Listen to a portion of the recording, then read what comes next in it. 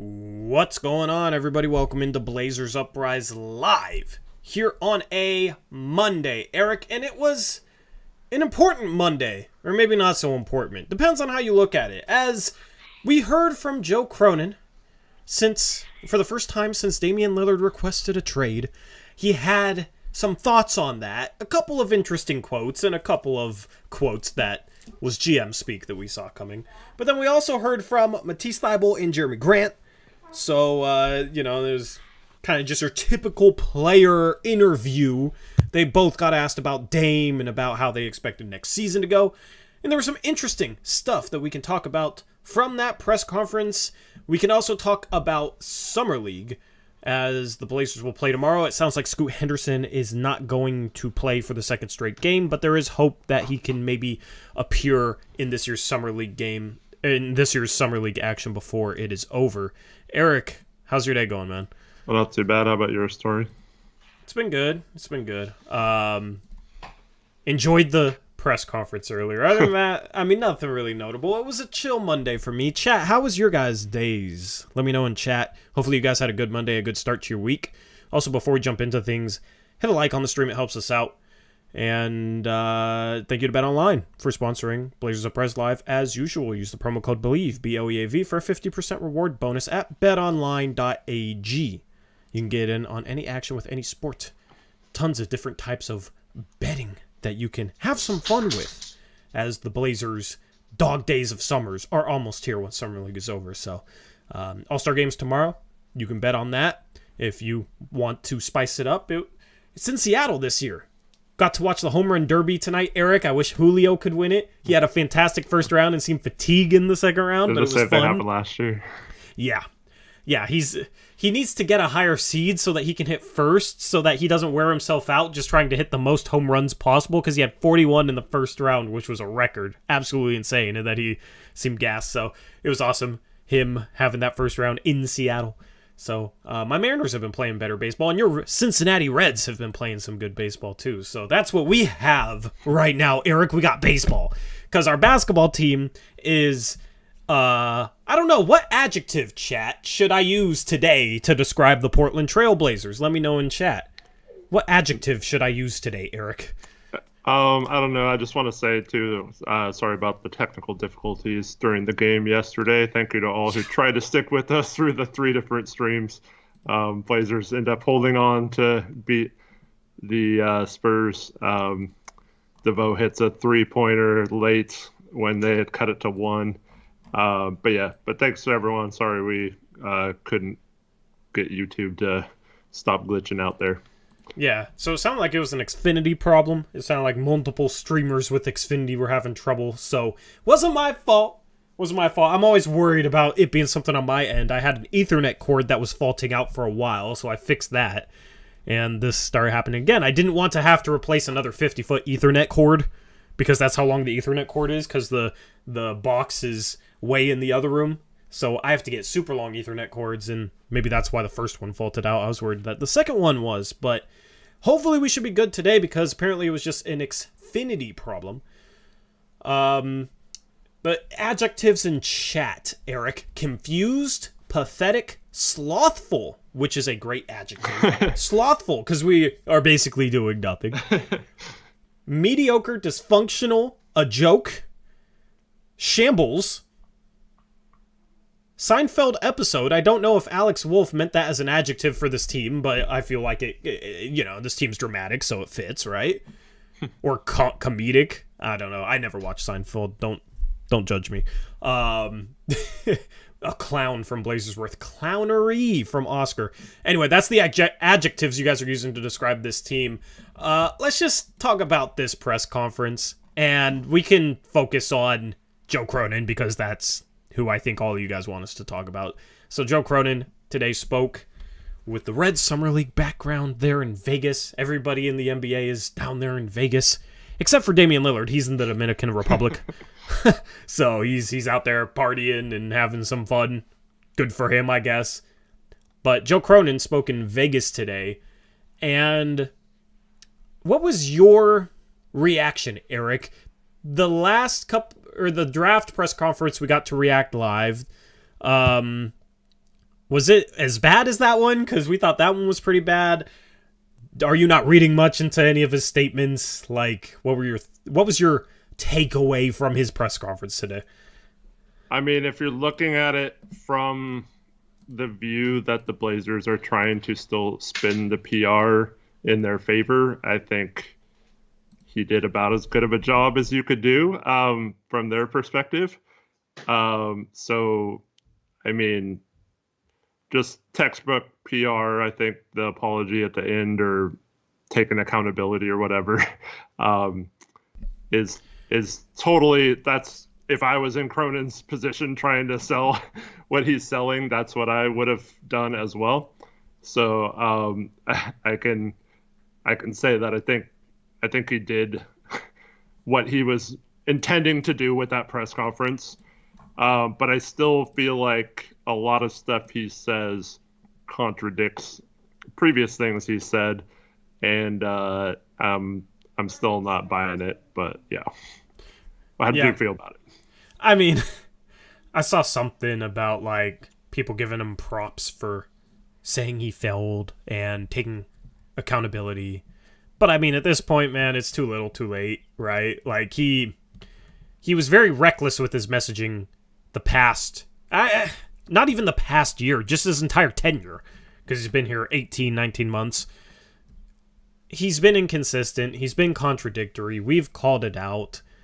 He's talked about needing more size and imagining a more balanced roster, and then he signs a 6'2 guard and drafts a guard last offseason, still goes into next season small, and then said this offseason that he wanted more vets and hasn't accomplished that whatsoever. Drafted young players with all 3 draft picks.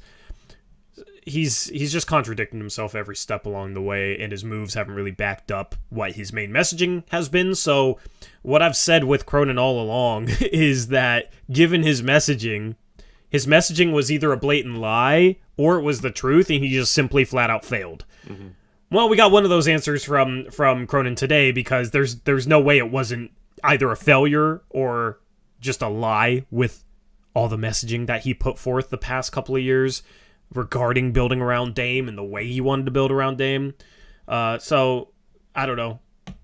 He admitted to failure. Neil Olshey wouldn't have never done so. It would have been funny to see how Neil Olshey would have tried to excuse it if he did the same thing. Oh, dude, he'd be getting absolutely crushed if he... Absolutely crushed. Absolutely crushed. I mean, he's maybe getting more crushed right now than Cronin is, yeah. So if that says anything. But, I mean, at this point, I don't trust what Cronin says, and I'm not going to put stock into really any of it, other than... I mean, it does sound like he's going to be patient. He had a quote where he was asked how long this could drag out, and one of his replies is in the title of the stream. He basically said, if this takes months, it takes months, regarding a Damian Lillard trade. It sounds like there is maybe an outside shot of them taking this all the way to training camp, and that would be extremely interesting. I'm not against that. I mean, the packages out there aren't great. What are your thoughts about him potentially being patient with that? Do you think there's a chance, and do you think he should be willing to do that if the package isn't good enough? Yeah, I think he should be willing to do it. I don't think they will, though. I mean, I'm not saying it gets done relatively quickly, but I do think that it's more just posturing to make sure people understand that whatever offer they take, they're going to have to... They're going to try to... It's not going to be good. I still think it's not going to be good. Woj was on talking about... Or no, this was actually Shams was talking on the Pat McAfee show yesterday about how Miami Heat can only offer two first-round picks or whatever. So, like, Are we not even going to get them to change the protections on that other pick? Like what's going on there? I have an idea regarding that I want to share in a bit. Yeah. By the way. Like it feels like it's just setting the stage for him to once again not get a good trade, fail in negotiations to even do the bare minimum that we've talked about, and that's changing the protections on that pick so you at least get 3 firsts from Miami. That's the bare minimum. And then you could also do 3 swaps with them as well. And then let me word it like this too, though. Cronin needs to put the onus on Pat Riley and the Miami Heat to accomplish that, to figure out that pick with OKC, whether that's incentivizing them with seconds or whatever. Maybe they just want an unprotected 2026 first. Cronin needs to put the onus on Miami in that regard. You cannot just settle for 2 first-round picks and then whatever they get back for Tyler Hero. Right. Yep. Completely agree. So what's your theory? Okay, so we've heard a lot of rumors around the Brooklyn Nets potentially being the landing spot for Tyler Hero.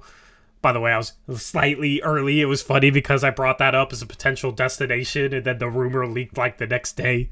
And I thought it was kind of weird because why would Brooklyn want to help Miami get Dame? But, I mean, I don't know what Brooklyn envisions their timeline being. Do they envision contending after Miami would be on the downswing? Like, they're just a confusing team in general with how they've handled Mikal Bridges and their stinginess regarding all their forwards. Like, Brooklyn's a weird team to me. But if they have interest in Hero, Eric, they do have Phoenix's 2025 first-round pick unprotected.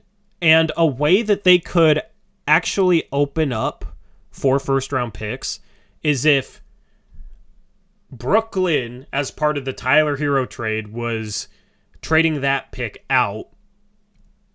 We could set something up with OKC where OKC gets the best of Miami's 2025 first or Phoenix's 2025 first unprotected, right?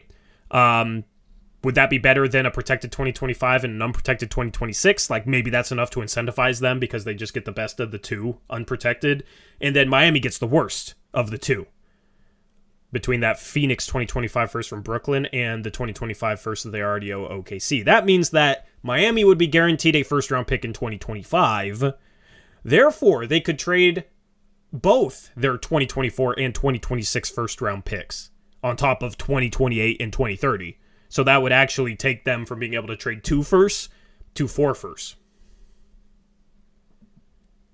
That's interesting. Yeah. Once again, I find it hard to believe we'll be that creative. But yeah, that's... See, well, here's my thing. Pat Riley could be that creative. True. That's where Cronin doesn't necessarily have to be creative. He just has to play hardball, which I don't know if he has that capability, but it's different, you know? And I know this just happened this afternoon, so I'm sure a lot of you didn't see it, but Cooper Flagg actually reclassified to 2025 today. Did he? I didn't even see that. So that might be a reason for teams to load up on 2025, so if that gets you more first, but also you probably might want as many chances in 2025 now because he's looking like one of the better prospects, at least American prospects that we've seen in a while. And so I don't know if Cam Boozer is going to do the same. He might stay in 2026. So there's reasons to have picks in both of them. But 2025 is now the draft you probably want to load up on. And why it doesn't make a ton of sense for us to be good the next couple of years if we're truly trying to maximize this rebuild. Eric Olson already has the tanking motto, which just fits so perfectly. He says, capture the flag, which I'm sure has probably been said elsewhere, but yes, capture the flag. That will be the tanking motto in 2025 when we have a 4th straight season of Tankathon sims. Are you ready, Eric? Yeah. You're the one who convinced me this past season to start up the Tankathon sims, so I don't know. I don't know when they're going to end. Hopefully they end sometime in the next 3 to 4 years. Right. But Cooper Flagg reclassifying, that's huge because he's legitimate. Mm-hmm. He's size, skill, just feel for the game. Like he looks like he belongs in the NBA when he's playing against guys his age and older. Yeah. It's like just 16.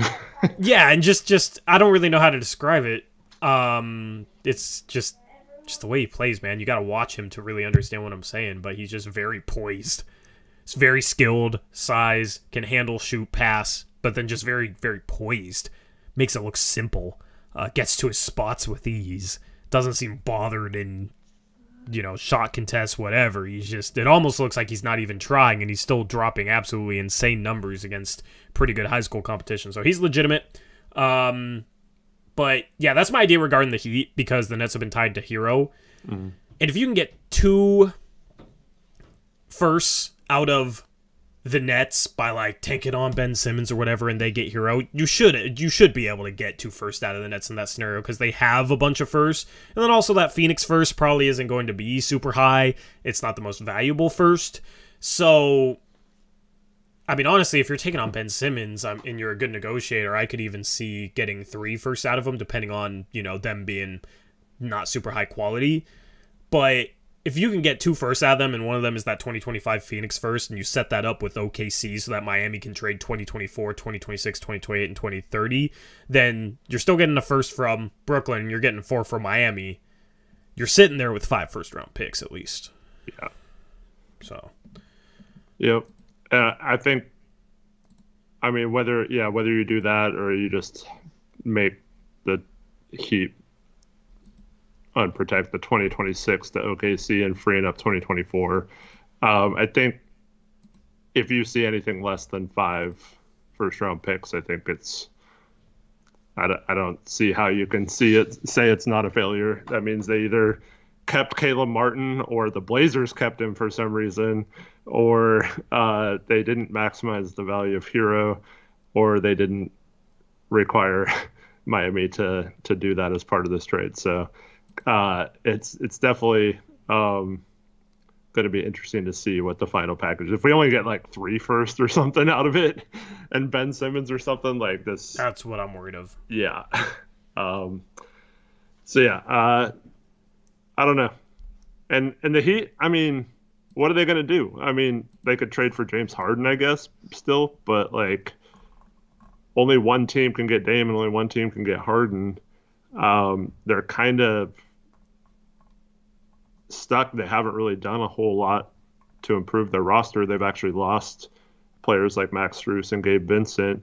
So, what are they doing at this point of the offseason if they're not getting one of those 2 guys? So I know people think that the Blazers don't have leverage because of Dame, but they still have a lot of leverage because Miami ultimately wants Dame, and they want to pair him with Bam and Jimmy. But we're just going to have to find a way to get as many firsts as possible, I think. Cronin did talk about he's not sure if they want a win now player or a good player and picks, or just all picks or whatever. I don't understand why you would trade Dame for like a good player right now. But it's always interesting hearing him talk about it and seeming like he doesn't even know what he wants at this point from a Dame trade either.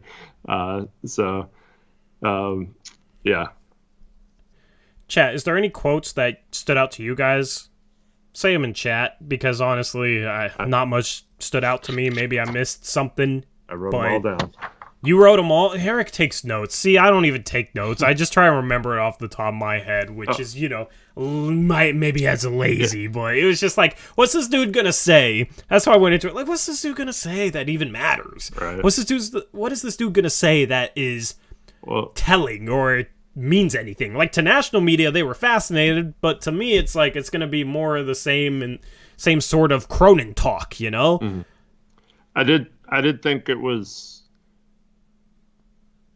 I do have to give them credit for doing it, setting him out there all by himself before, because they could have very easily just done it with the Jeremy and Matisse thing and said, oh, we're not going to take questions about Dame. We're going to focus on these 2 guys we signed, So I do applaud him for actually getting out there and stepping in front of the mics and answering questions about this.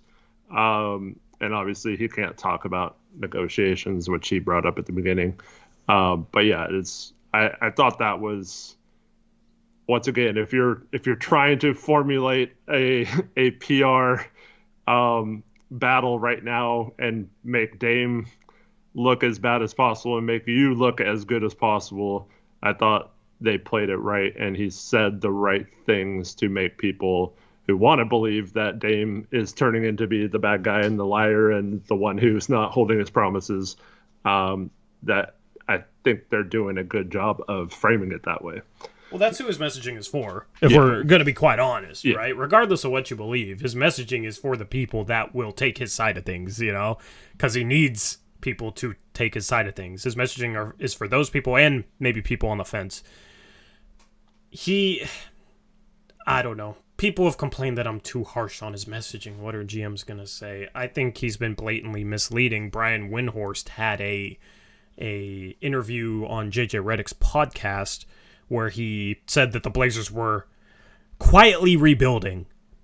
And it was in reference to the trend with employment where workers will quietly quit. They won't say they're quitting. They'll still show up to work, but they'll, they won't care to do their job well, essentially. Yeah. And Windhorst, let me say this about him. I always thought his intel was a bit of a joke or like not super legitimate. He's legitimized himself in the past like year to year and a half, and he's very good about saying something without just coming out outright and saying it. So you kind of got to read the tea leaves. Yeah, it's the finger point and everything. But he's legitimately plugged in.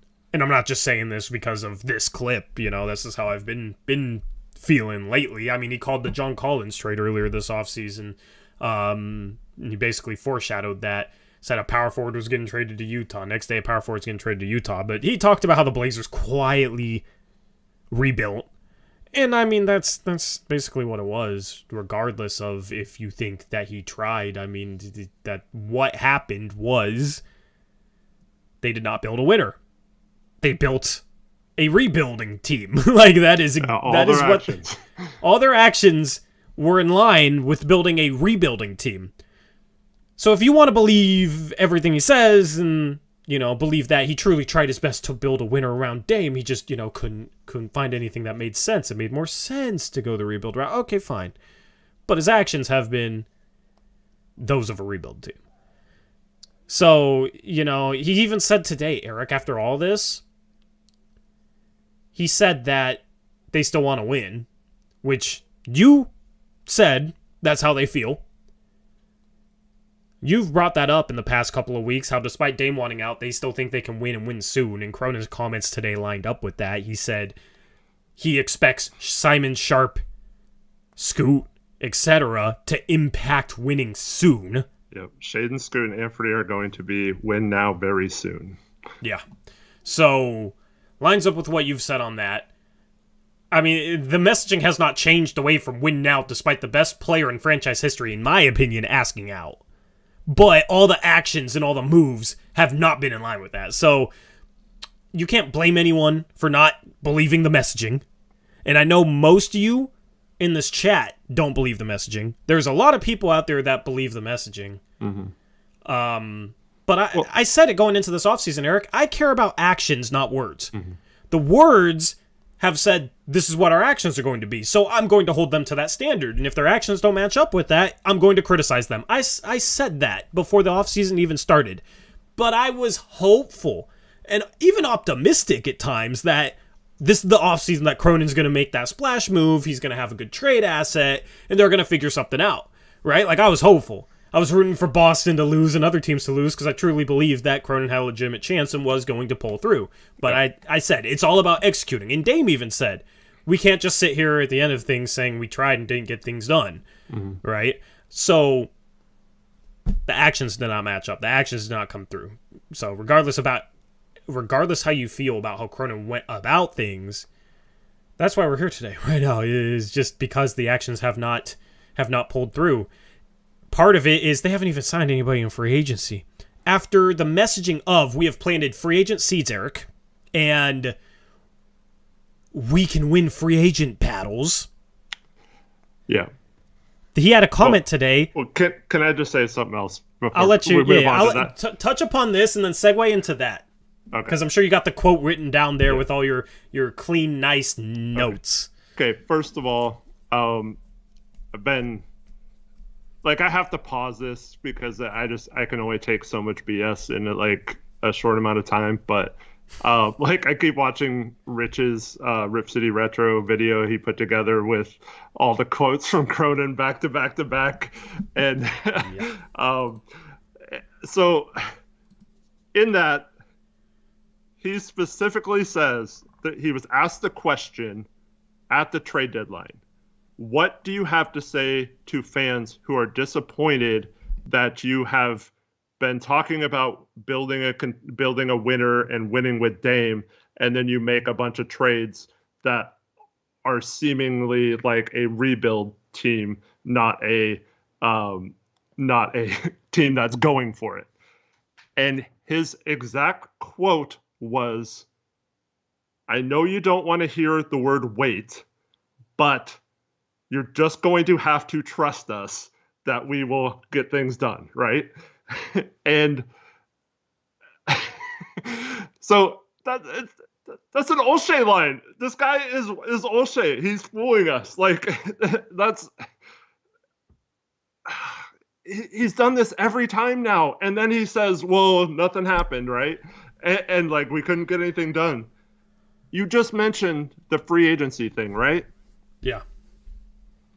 He said, we believe we can go into rooms and win free agency battles. We believe that is going to be something that we do moving forward. And everyone loved it because Olshey was honest and was like, well, Portland, like, it's tough to attract free agents. You have to find the right guys, and most people don't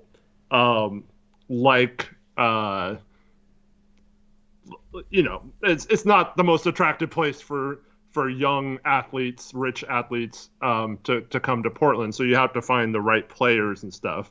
And so he specifically said that they were going to go be aggressive in free agency, and they think they can go into rooms that they haven't gotten in the past and convince players to come play for Chauncey, to come play with Dame, all that stuff.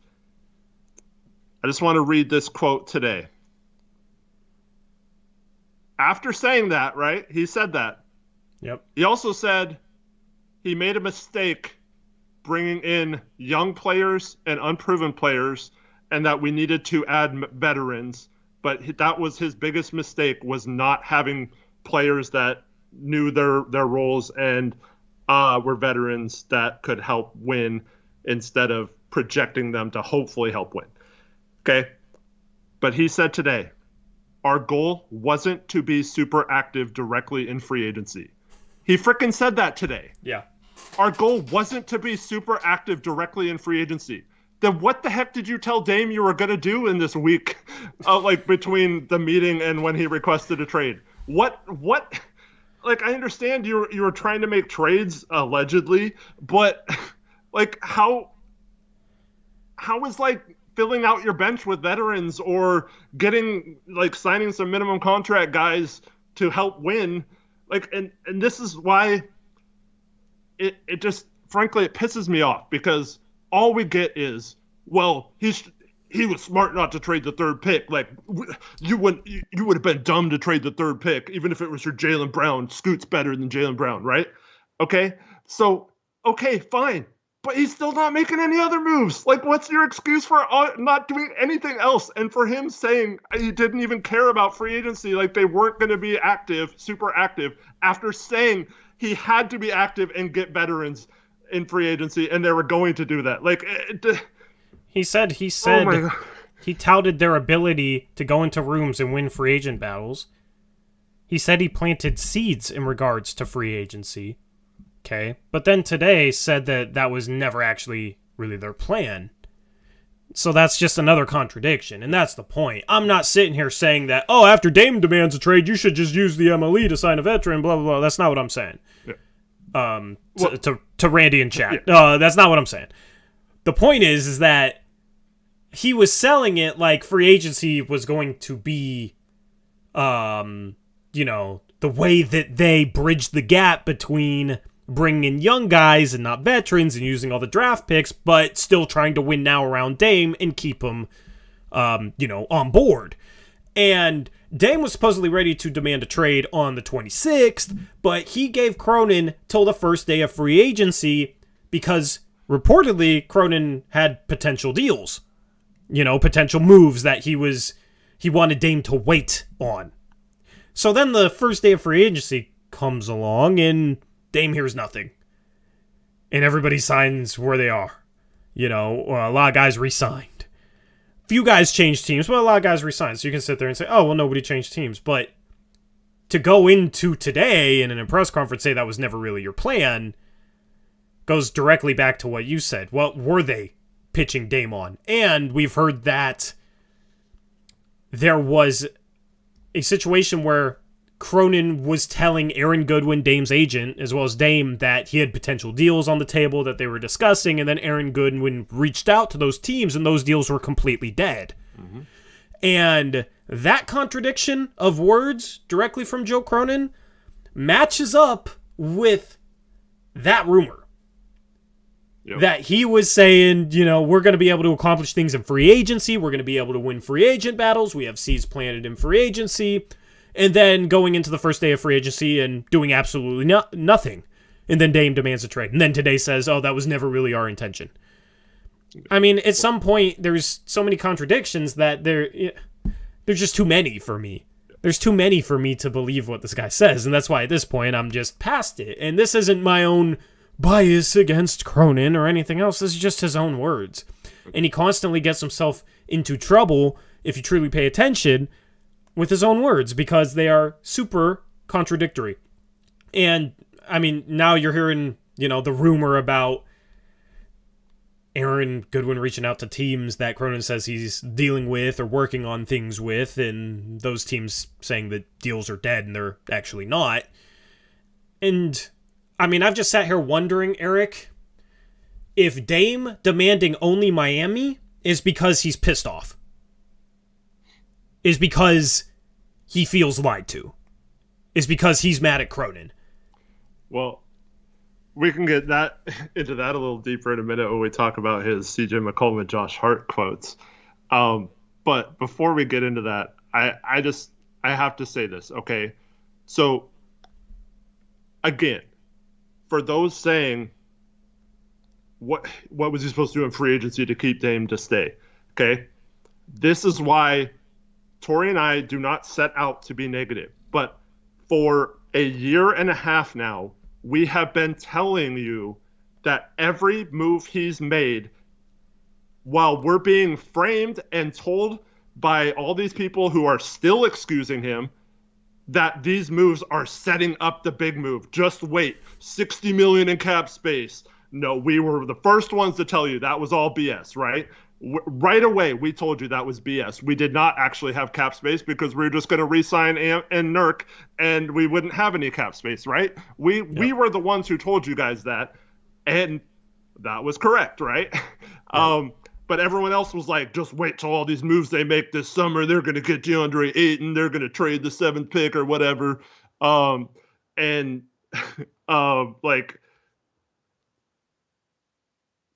We just this is a whole sequence of moves for a year and a half. We've been telling you, going back to the trade deadline this year, why Tori and I were so disappointed. We knew at that deadline, we sat here and told you guys that they have now put themselves in a position where they basically have to get lucky with an Anthony Simons trade and hope that that pick has value because they don't have anything else to trade. Right? They don't have anything else. They no put future themselves picks, in a position. Not many contracts. Yes, yep. Where they have no contracts and nothing else to trade, right? So this isn't about this free agency or not signing someone this free agency. It's about every single move telling Dame and telling us that it's setting up some big move, and then the big move doesn't happen. And yet we're the ones with the conspiracy theories that that's somehow just GM speak and like somehow okay when we're the ones telling you all along that he was putting himself in a position to fail and didn't have many options out of it. And he was going to get stuck in this position where he had to do something. And now I believed him because I've been hearing this for almost the entire season, that he was somehow enamored with Ant and Scoot, or Ant and Sharp, and was going to possibly be very hesitant to move either of those guys. You rightfully so or whatever, but Anthony was included in that he did have visions of building around Anthony, but I thought there was no way that was true based on everything he said, right? And so we go back to him saying all these things, and it doesn't line up, man. It doesn't line up. And it's a series of that. Like, you trade away Josh Hart at the deadline, and you get back Cam Reddish and a first round pick. That's not a move.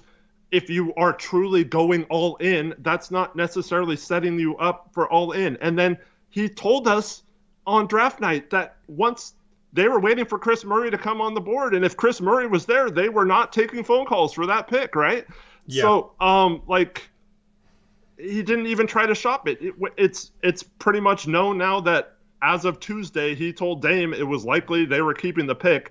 I mean, they knew they were keeping the pick much before that, but that's when they told Dame or whatever. So yeah, okay. So hold on. Side note: you guys remember when we had that depressing stream like 2 weeks before the draft? I don't know if I brought this up on a previous stream. We were worried about that being true then. Yeah, okay, right. That was 2 weeks before the draft. There was a reason we had that stream. I didn't want to damper the mood in case something good happened, and I didn't want to ruin all the content I had planned, and some of it already recorded that was around the Blazers making moves and that sort of thing. But that depressing stream that we had 2 weeks before the draft, that was when we were starting to legitimately worry about them just not even wanting to trade the pick. Yeah. And what did I mean, there was no one outside of Dame saying that this was going to come down to the pick or Dame. And I said all that before any national person said it. Even Chris Haynes or whatever. I was the one saying this. I've been saying this is a possibility. All these moves are leading towards them pushing Dame out and pissing him off. And so, you can say all you want about, I'm just a Dame apologist now or whatever, I've been seeing. This has nothing to do with Dame. It just has to do with them basically choosing to go a different direction, which is totally fine.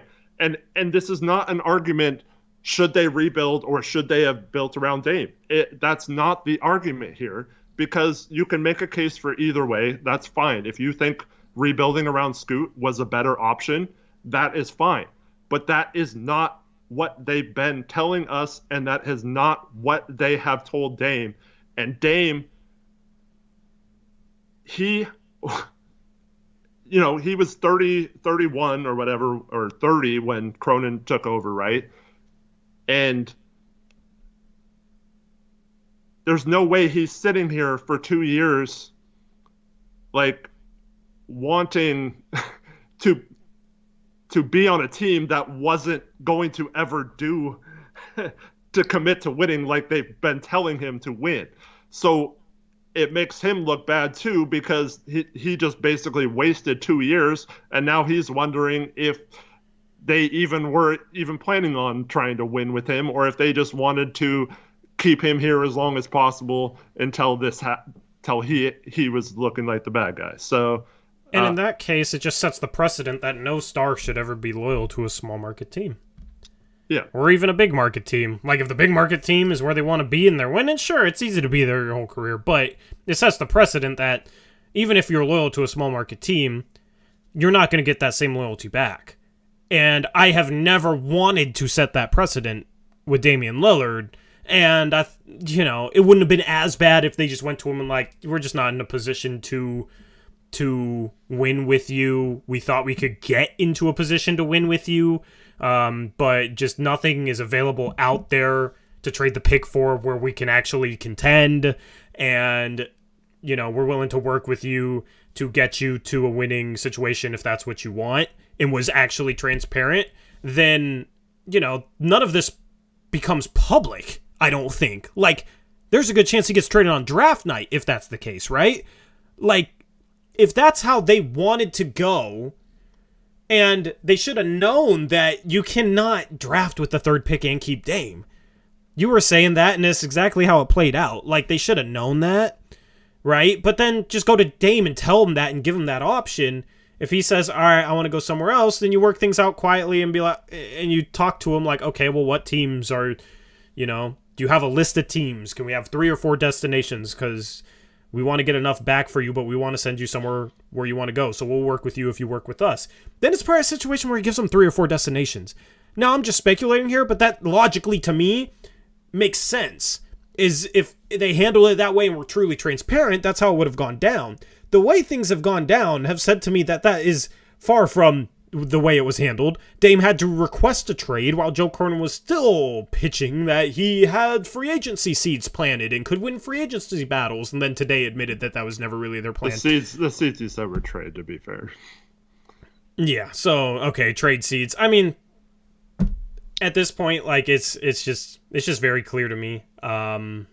So they could have handled this better, and if they went to Dame and said that to him, then it would have been doing right by him, and it wouldn't be a situation where they were, in my opinion, basically throwing up, I just read Carson's donation, but this is a good word for it. They basically threw up a middle finger to his loyalty, is how it went.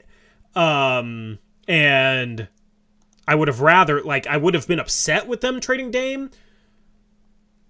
But if he just came out and said that had been our plan, but we just weren't in a position to, we didn't have the trades available to, I wouldn't be as mad as I am now. I'd at least be able to move on from it. I can't move on from this, and it's just such a mess now. I think we've burnt our bridge with Dame. Cronin said he hadn't talked to Dame since that meeting on the 26th of June. He admitted that in his press conference today. He hasn't even talked to Dame. Now, maybe that's because Dame's in the Dominican Republic, but I digress. Yeah. Do you want to read out the 2 donations before I go in on something? Shout out to Hyper Prime, $5 donut says, everyone hop aboard the Blazers Rebirth train. Led by conductors Tori and Eric with a train emoji. Yeah, if you were there for our 2 watch parties, I mean, that's how it's going to be like during next season, right? Like, we're not going to constantly harp on Joe Cronin next season because there's no point, and that just doesn't make for good content if it's every single post-game show next season, right? Like, we'll, of course, just cover the current state of the team, right? So, shout out to you if you've been able to tune in for our watch party streams for the Summer League. By the way, might not have one tomorrow and might not have one Thursday. Me and Eric have scheduling conflicts that we're going to try and sort out. It might be one of us and somebody else. We'll see. So, that's kind of up in the air, but we'll let you guys know. We'll keep you guys posted. Thank you, Hyper Prime, for the $5 donut. And then PDX Papermaker, $5 donut, says, I turn on the Cronin interview and my wife holds up her middle finger and says, frick you, only she didn't say frick. Well, thank you, Carson, for censoring it so I could read it out properly, even though, I've cursed a couple times on stream lately. Oh my goodness, I'm on YouTube and I cursed. How could I? But, yeah, I can't blame her, man. I can't blame her. Eric, you said you wanted to discuss something specific. I see multiple people in chat saying Dame got his bag, Dame got the money. Why aren't you talking about how Dame signed an extension and then 1 year later requested a trade? Guys, that's fine. If you want to believe that, go ahead, dude. But Dame he did not care about signing a contract so he could request a trade. He wanted to frickin' win here. He wanted to be a part of it, and was lied to about their dedication to doing that. So you can believe all you want. Dame, like, all of a sudden just turned into a bad guy. We don't know Dame. Like, his whole character and stuff is now completely out the window. Like, come on, dude. Like, anybody in Dame's position, any star, a top 75 player of all time in a small market would have made the exact same contract, the exact same money, and that he made way more for Portland's organization than he made, and that's because that's why it's set up that way. But there's max contracts in the NBA. You have to take maxes. Players aren't giving it up. Like LaMelo Ball just got a 5-year, $260 million contract. Like, should he have not taken that to help Charlotte build a winner? No, these teams, like, it's silly, man. Like, you take the money you can get in the NBA, and at the end of your career, if you want to take less, but the Blazers weren't doing anything with the money anyway. Dame could have signed for $10 million a season, and Jody would have just pocketed that money. Like, it's not a case of he took the money and then wanted to trade. He wanted to win here and wanted to be here still. And I mean, I'm sorry, but you're calling Dame's character into question if you believe otherwise. And that, quite frankly, is a little disturbing that someone that has been so dedicated to the city of Portland is just getting people's backs turned to them now. And over a guy that we didn't really know before a year and a half ago. And we have on record as lying every chance he's gotten. Yeah. So, I mean, there's two very clear things. Like, Dame signed that contract under pretenses that turned out to be false, that he thought were true. And when we talk about... I hate this player should have taken a pay cut so that they could build a winner around him. You want to know why I hate that, Eric? The only time that's ever said about stars is when that team fails to build around them. Yeah.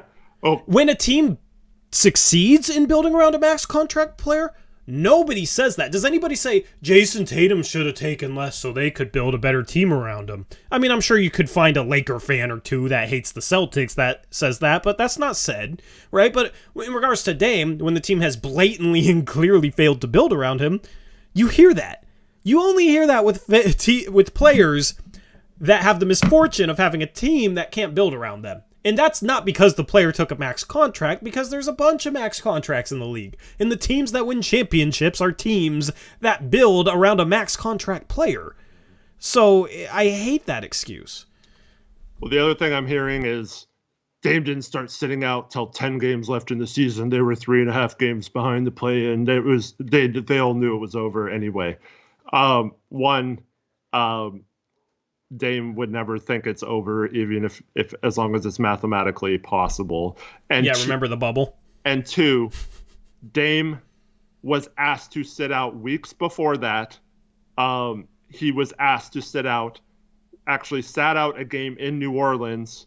I don't know anything about the Sacramento game after the All-Star break, where there was the snowstorm, and him and Jeremy sat out. I don't know if that's when it started, but I do know specifically there was a game in New Orleans on a road trip, and Dame was asked to sit out, and he was really upset that they asked him to sit out, or he asked him to sit out, and that... Because wasn't that supposed to be his first game against CJ too?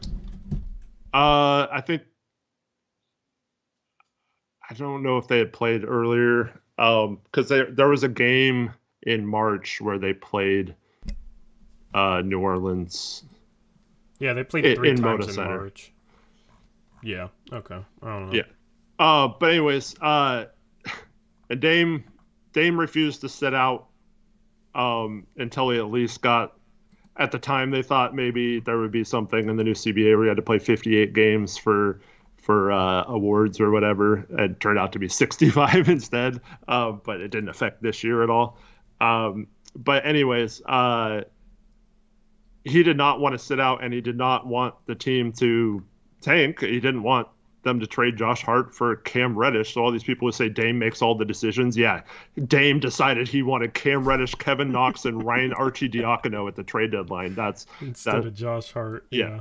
And the 23rd, I think at the time it was like 21 or something, and the Knicks played really well after they got hurt. But like Dame specifically said he doesn't want to play 19-year-olds, but yeah, he was the one who orchestrated a trade for a pick, for a first-round pick or whatever. So yeah, this whole thing goes back to they had been trying to convince him for weeks to do it. They finally convinced him to sit out, still against his wishes. But I mean, believe it if you want or not, but there's no way he's sitting out without them promising they will build a winner. And there's also no way he's requesting a trade after everything he said about wanting to win here in Portland if they didn't wrong him in some way. And I don't understand why people think this is like some wild and crazy theory that I'm bringing up to say this. Like, it's just like you're basically saying Dame is a horrible person and bad character and lied. And I mean, just read the stuff online said about him, and luckily it's not really in this community, but man, you guys wouldn't believe some of the stuff that we've seen, and a lot of the trash talking of Dame, unfortunately, it will then include trash talking about us. I mean, this is... You guys know I can't stand, like, Stephen A. Smith, hot take culture, etc. I'm being compared to Stephen A. Smith because of this situation, Eric. Like, you know, basically we just want to rile people up to because it gets views. But, I mean, the reason we've gotten views is because we just say what we think and we try and back it up with logic. That is the opposite of Stephen A. Smith. You know, that is the opposite of hot take culture, where it's more about just having a crazy take that'll get views and then, you know, it's not really backed up by any sort of logic. It's just a wild take, right? That's the hot take culture. We've always prided ourselves upon trying to have a, you know, we're emotional about things, but we also always try and have a logical view on things. You know, that's why we're discussing all those quotes. That's why we're discussing all of this. And, you know, it's not to rile people up. I don't think it helps necessarily with views. I was getting more views when we were preaching excitement, you know? Yeah. So it's just it gets frustrating. I wish I could be preaching excitement. But here's the thing. I could sit here and just preach excitement for the future and make 15 videos about how Scoot's going to be good, and they'll get 6,000 views. They'll do well, and I'll get subs. I've barely made a video this month because I'm so down about the team. Like, you know, but I'm not sitting here making videos about the situation. The easy thing to do would be to just hype up Scoot, hype up Sharp, and just, you know, screw Dame, whatever. But that's not how I feel. I'm not going to fake that.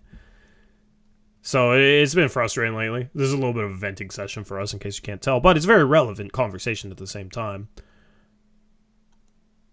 Yeah, and I know we know, like, our haters aren't going to believe this, but we don't want to be negative about the team. We want the team to make good moves. We want them to make good trades. We don't want them to trade for freaking Cam Reddish and Kevin Knox because they're freaking terrible, and they're not this secret weapon that we're going to, like, unlock and be, like, the difference between Dame winning a championship or not. Like, we want them to make good moves. There's a reason why Tori was sitting here 5 minutes before we traded for Kevin Knox saying, oh gosh, they're going to trade for Kevin Knox, huh? Because because we knew that would be horrible, and that's exactly what they did, right?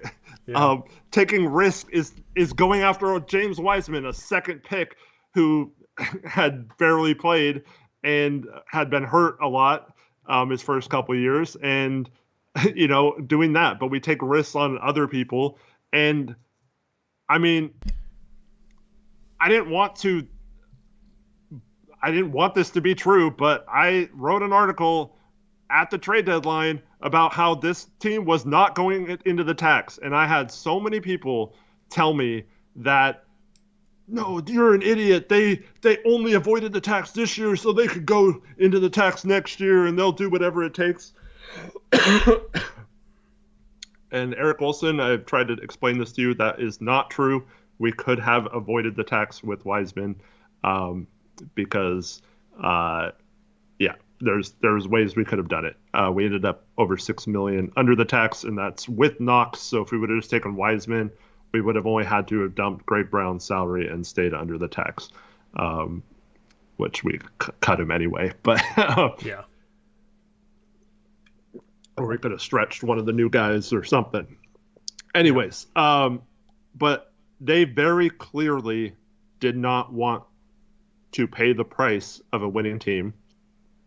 And that is evidenced by, okay, you keep the third pick, but why didn't you make moves either at the deadline to bring in salary for next year so you could make those kind of moves? Why didn't you use the Eric Bledsoe contract before you got hard capped to bring in someone? Why didn't you? Why were you unwilling to take a chance on a 1-year guy in trades right now? Whether that's OG or Siakam is the main guy. Sounds like he's going to get traded. Indiana's been linked to him. That's interesting. Atlanta's also been linked to him. Yeah. So the thing is, these are all moves that every step has been moves that they do it just enough, like the Jeremy Grant thing, to keep Dame happy, but they don't do any more. Like, they don't commit to winning, even though they said they were, even though Cronin said Jody would be committed to paying the tax or whatever. They had no intentions. Like, there was no scenario, short of maybe getting Giannis, that they were going in the tax this summer, and that was obviously a pipe dream. And now we've heard the messaging change on this too, to, oh, we need like the right kind of trade. We need the perfect contract and stuff like that. There are no perfect contracts that are available for cheap and that you don't have to overpay for. So like they're purposely pigeonholing themselves into only a certain type of deal, and those deals are really hard to make. But someone like Porzingis is a risk, right? Yeah. But it'd be really hard to stay under the tax if they would have done that, but they could have done it for Nurk and Nas and Keon and Knox. That would have been enough to match Porzingis' contract. They could have freed up their future picks or whatever. They could have found a way to do that. But everything I've heard, and I'm not just saying, like, I'm not trying to be an insider. I have to repeat that all the time. I just like sharing what I hear with you guys. So, like, I don't give a crap if you want to believe I have sources or not, but everything I've heard is they didn't want to take those kind of risks, and it was because of they were not financially committed to this situation. But the original Porzingis trade, they were getting Marcus Morris, Danilo Gallinari, and like some other contract, I forget who, and like a first round pick, one first round pick or whatever. So they didn't really have, like, how could Cronin not beat that offer? Like, it just baffles me. Like, how did he not? It was the 30th pick. Yeah, the 30th pick. Well, you want to know why, Eric? You want to know why? It's because in order to match salary, he would have, I mean, I guess he could have traded Nurkic, but maybe they wanted expirings, right? So, I mean, he might have had to trade Ant for him because he didn't have contracts. And, I mean, it does make me wonder if part of the reason why they only wanted expiring contracts was so that they could accidentally, on purpose, limit themselves this offseason in regards to what they could offer for a trade. You know, not having the contracts. Like, we said it at the time, and you said at the time, like, we needed the contracts going into the offseason in order to match salary for a win-now player without having to just throw Ant in there at less value than he should just be thrown into a trade for. You don't want to use Anthony Simons as a salary filler, right?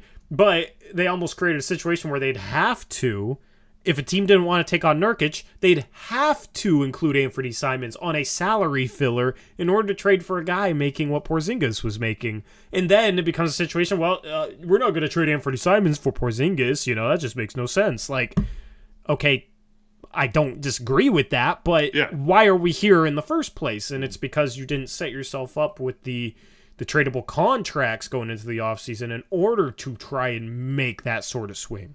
Yeah, and it doesn't even have to be Wiseman, Eric. Like, it could have been a lesser salary player that was on a 2-year deal that you could have thrown into the trade. Like, he could have found ways to get contracts entering the offseason, and he purely didn't. Yeah. Yeah, I mean, they could have picked up Knox's $3 million too. Yeah. Well, anyways, yeah, Nurkic did have multiple years remaining. That's true. But what has Washington said? They're willing to take on bad contracts for draft compensation right now. So maybe you have to throw in a few things. But we were sold at the deadline. This first round pick they got for Josh Hart and the 5 second round picks, those are the trading currency in the NBA right now. We got 5 of them. Like Milwaukee got Jay Crowder for 5 second round picks, so we can get a good player, right, for these 5 second round picks. And that was all bullcrap. It was all bullcrap. They valued the 5 second round picks because they're cheap talent. You can get them for 4-year deals now for basically the minimum for 4 years. And that's all they care about right now is having cheap assets, cheap salary, cheap stuff like that. That's complete BS. We told you guys that at the deadline too, that was BS. That the seconds weren't going to turn into anything because they don't have any contracts to attach them to. If you had the Wiseman contract, you could trade 5 seconds and maybe you get someone of value for that, right?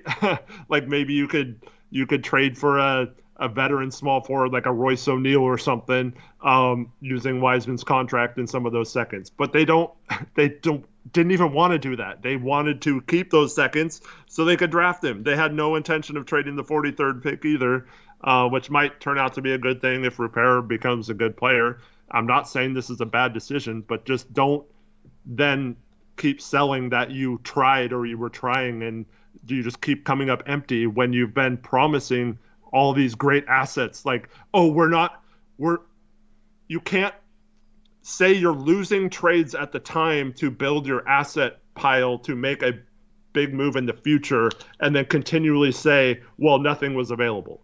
Like today, I scoured the market for win now players. They weren't available. There wasn't a single win now player available. Like, really? He scoured the market though, Tori. Scour the market. Yeah. So, and that's exactly why we're at. Everything has led to this point. And I feel like some of the things that have led to this point either get swept under the rug or are forgotten about. And that's why Rich's video that he tweeted was nice to watch because it kind of laid it all out there. I mean, I just don't see how you can trust this front office and what they're telling you and just say, oh, well, they said that they tried, so they tried. Or, Woj said they tried, so they tried. Like, Woj talks to the front office. Woj probably talks directly to Cronin. Like, we can't just put stock into everything that Woj or Shams or any reporter says. You have to take everything with a grain of salt because it's going to be coming from somewhere specific.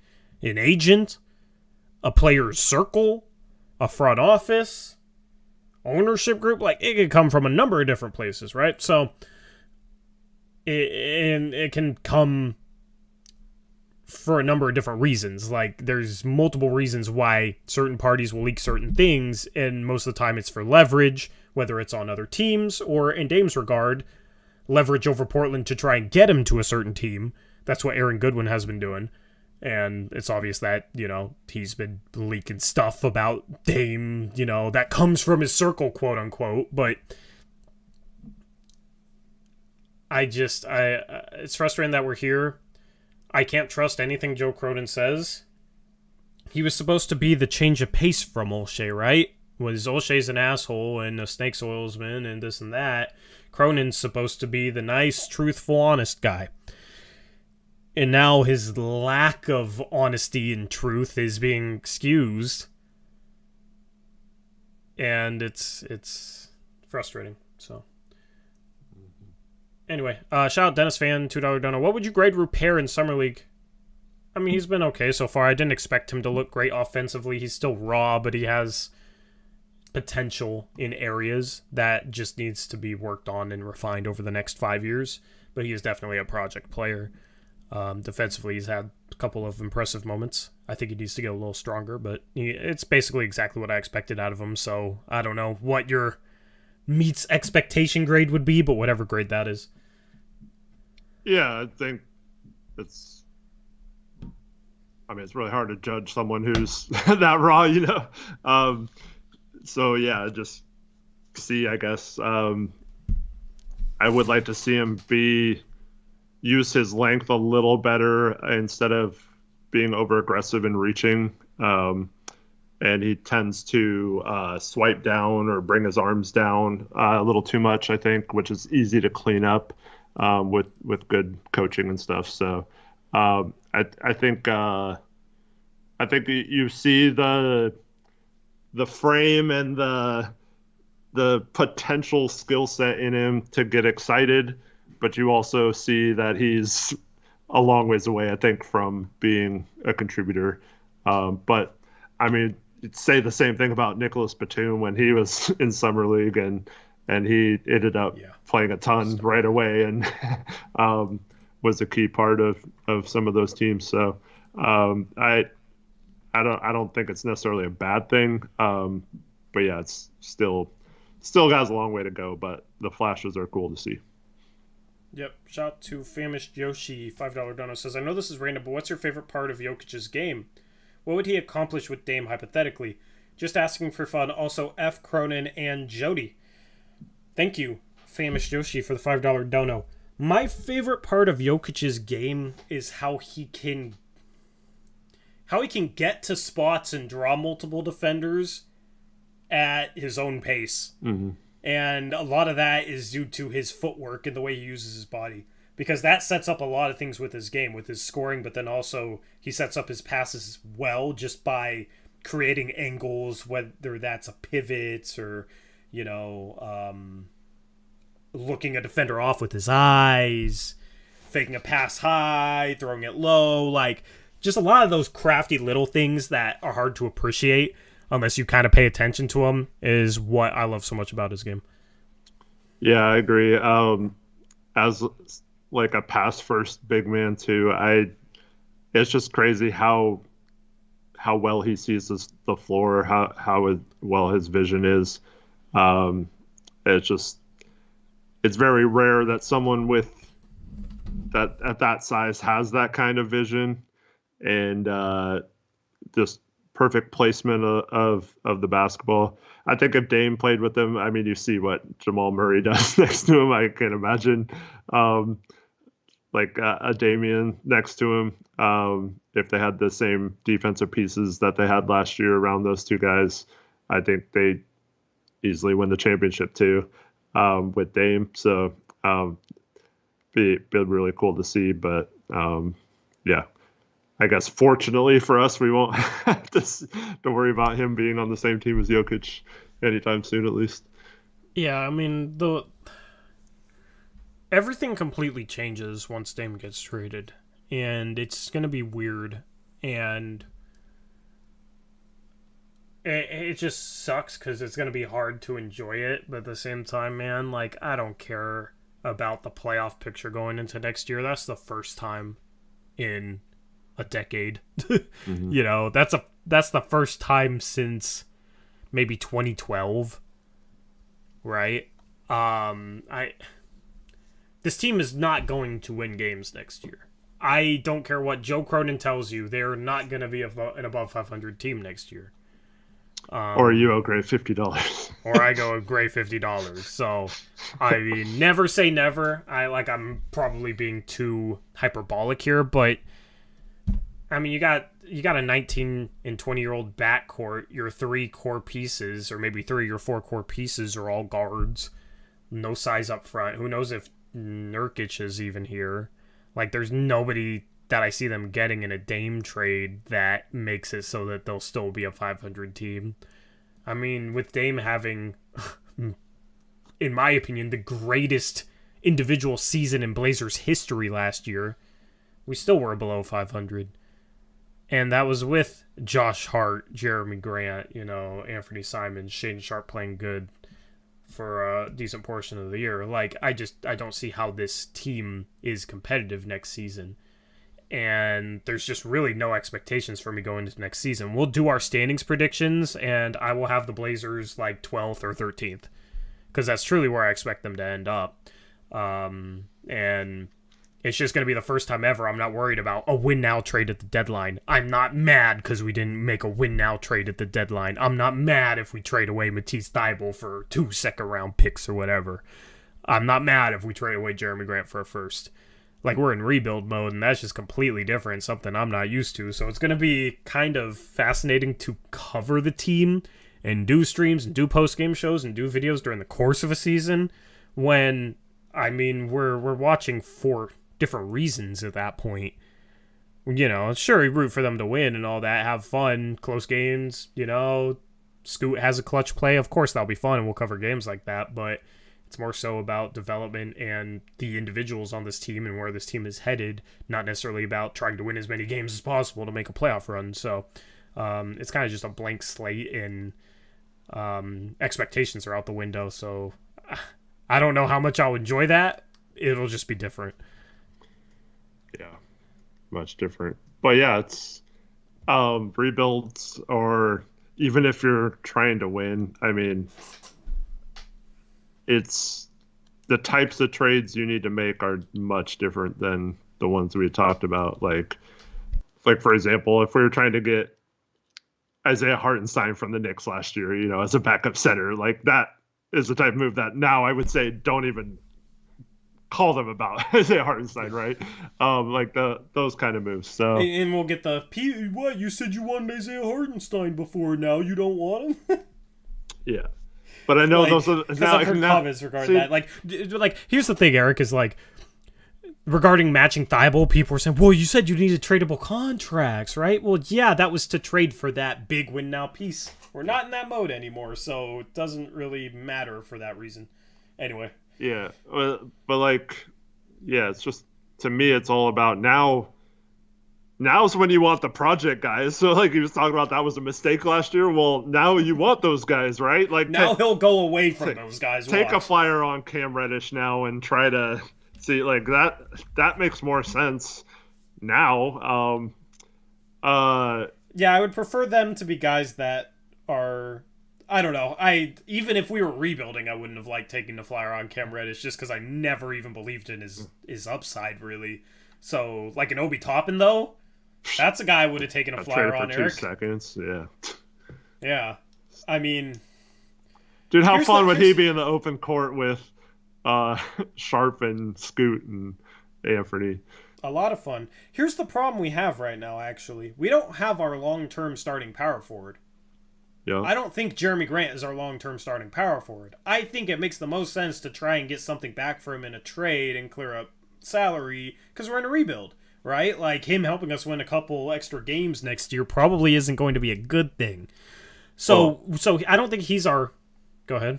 Well, I was going to say, I don't think we have any of our long-term mid or front court unless Sharp becomes a small forward.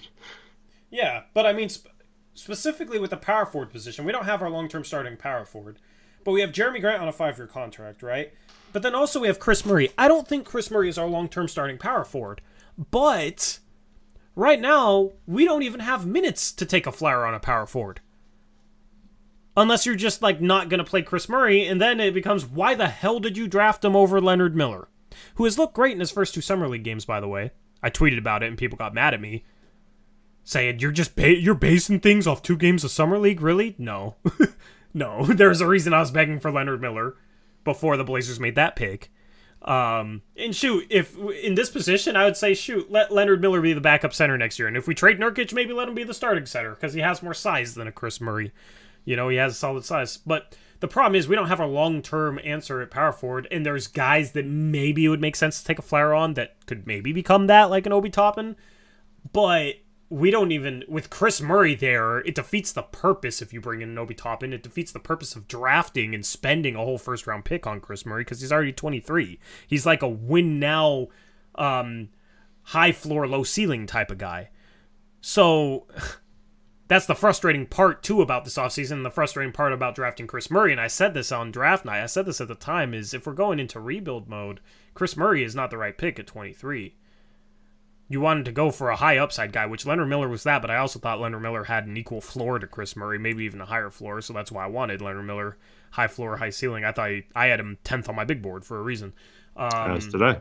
As did you. So we agreed on that, and... When we agree on a prospect. 23 at 10. Yeah. And he goes 33 to Minnesota. Great pickup for them. It sucks because I like Chris Murray too, but yeah, It's going to be just not the right. He should be on a good team. He should be on. We shouldn't have taken him, and he should have just went to Sacramento with his brother because they were the next pick. Mm-hmm. But they ended up trading that pick, so maybe they would have traded it just to get off Rashawn Holmes. Regardless, he belongs on a team trying to win that like can't really fill out a bench. Like he belongs in like Phoenix. You know what I mean? Yeah. Like competing with Keita Bates Diop for the backup power forward spot, right? That's the type of situation he belongs in. But it's frustrating because I'm wondering if our power forward position for the next 2 or 3 years is just going to be like Jeremy Grant and Chris Murray, and then it's like, okay, well, we haven't replaced it with somebody long term. Jeremy Grant is like 30 now, 2 years left on his deal. We're still probably not contending. Like, what's the answer there? That is the position I'm worried about. In regards to center, we trade Nurkic out. We're going to be trying to fill that position with the answer starting from the point we trade Nurkic out. But with the power forward position, with the guys we have there, I think that's going to be, out of this entire rebuild, the last position that we fill, in my opinion. So yeah. Well, I know you said with 2 years left on his deal. I don't know if you were just saying that to say it, but he's actually turns 30 during the season next year. Jeremy Grant? Yeah. I thought he was like 28. No, he's 29. He'll be 30 Okay, so in he's March. going to be 32. Even more to my point then. My point's even stronger then. Yeah, he'll turn 35 in the last year of his contract, I think. 34 or 35, yeah. Yeah. I mean, we don't have our answer at that position. And with Jeremy and Chris Murray, we're probably not going to take flyers on guys at that position. PDX LFC says, could it be that Cronin wasn't lying and thought Murray fit the Dame timeline better? I mean, I don't know what part of Dame wanted no part of any of the picks, and it was promised that they weren't going to keep the picks. That pick was always supposed to be the one to free up future picks so you could make an all-in move with Dame, and they weren't even willing to do that for Chris Murray. So I don't know how anyone thinks that just because he is older, maybe that they thought Dame would be fine with keeping that pick and not freeing up future picks with that one. And their other two picks are both 19, so I don't understand how Dame didn't want draft picks, but that was supposed to be part of the timeline, and they didn't even take calls for the pick at a certain point. So, like, how was that? How were they ever thinking that was part of the Dame timeline? Yeah. All Good says, y'all looking pretty far out. I mean, the point of a rebuild is to rebuild for the future, right? So the purpose of a rebuild is to hopefully win and contend like 3 to 5 years down the line. With that said, that's the mode we're in right now. With that said, what purpose does Jeremy Grant and Chris Murray really serve on this team towards achieving that goal in 3 to 5 years? Because they're not going to achieve it before then. So that's kind of my entire point with talking about that power forward position, is they need to find their long-term starter that can be a contributor on a contending team, hopefully, in the future. You know, maybe it's a high boom or bust guy that if he booms, then he could maybe be that starting four on a contending team. That's like a Leonard Miller to me, right? So that's kind of my point with... Jovic. Yeah, maybe Jovic, right? That's kind of my point with like looking ahead to the next 3 to 5 years. GJ DeWald says you are pitching a narrative that is pure fantasy. What narrative is pure fantasy? Please let me know. What were we going to say, Eric? I don't remember. No. Rip. What did you just say before that? I was talking about the power forward position rebuilding for 3 to 5 years in the future. I was watching one of the Heat games, obviously trying to keep an eye on Jovic, and I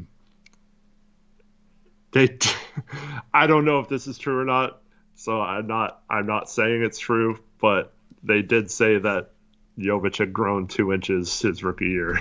That whole thing.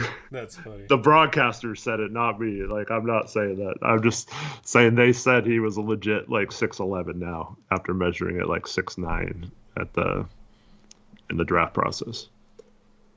Okay, so the narrative that the Blazers promised to trade picks was pure fantasy. I mean, we haven't even talked about that specific this entire stream. I mean, I just kind of mentioned it, but yeah, I mean, but that is based on Eric's intel. Unless you have competing intel, I don't know how you can be so sure, because I know Eric's intel is good, and I don't know how you would know they didn't.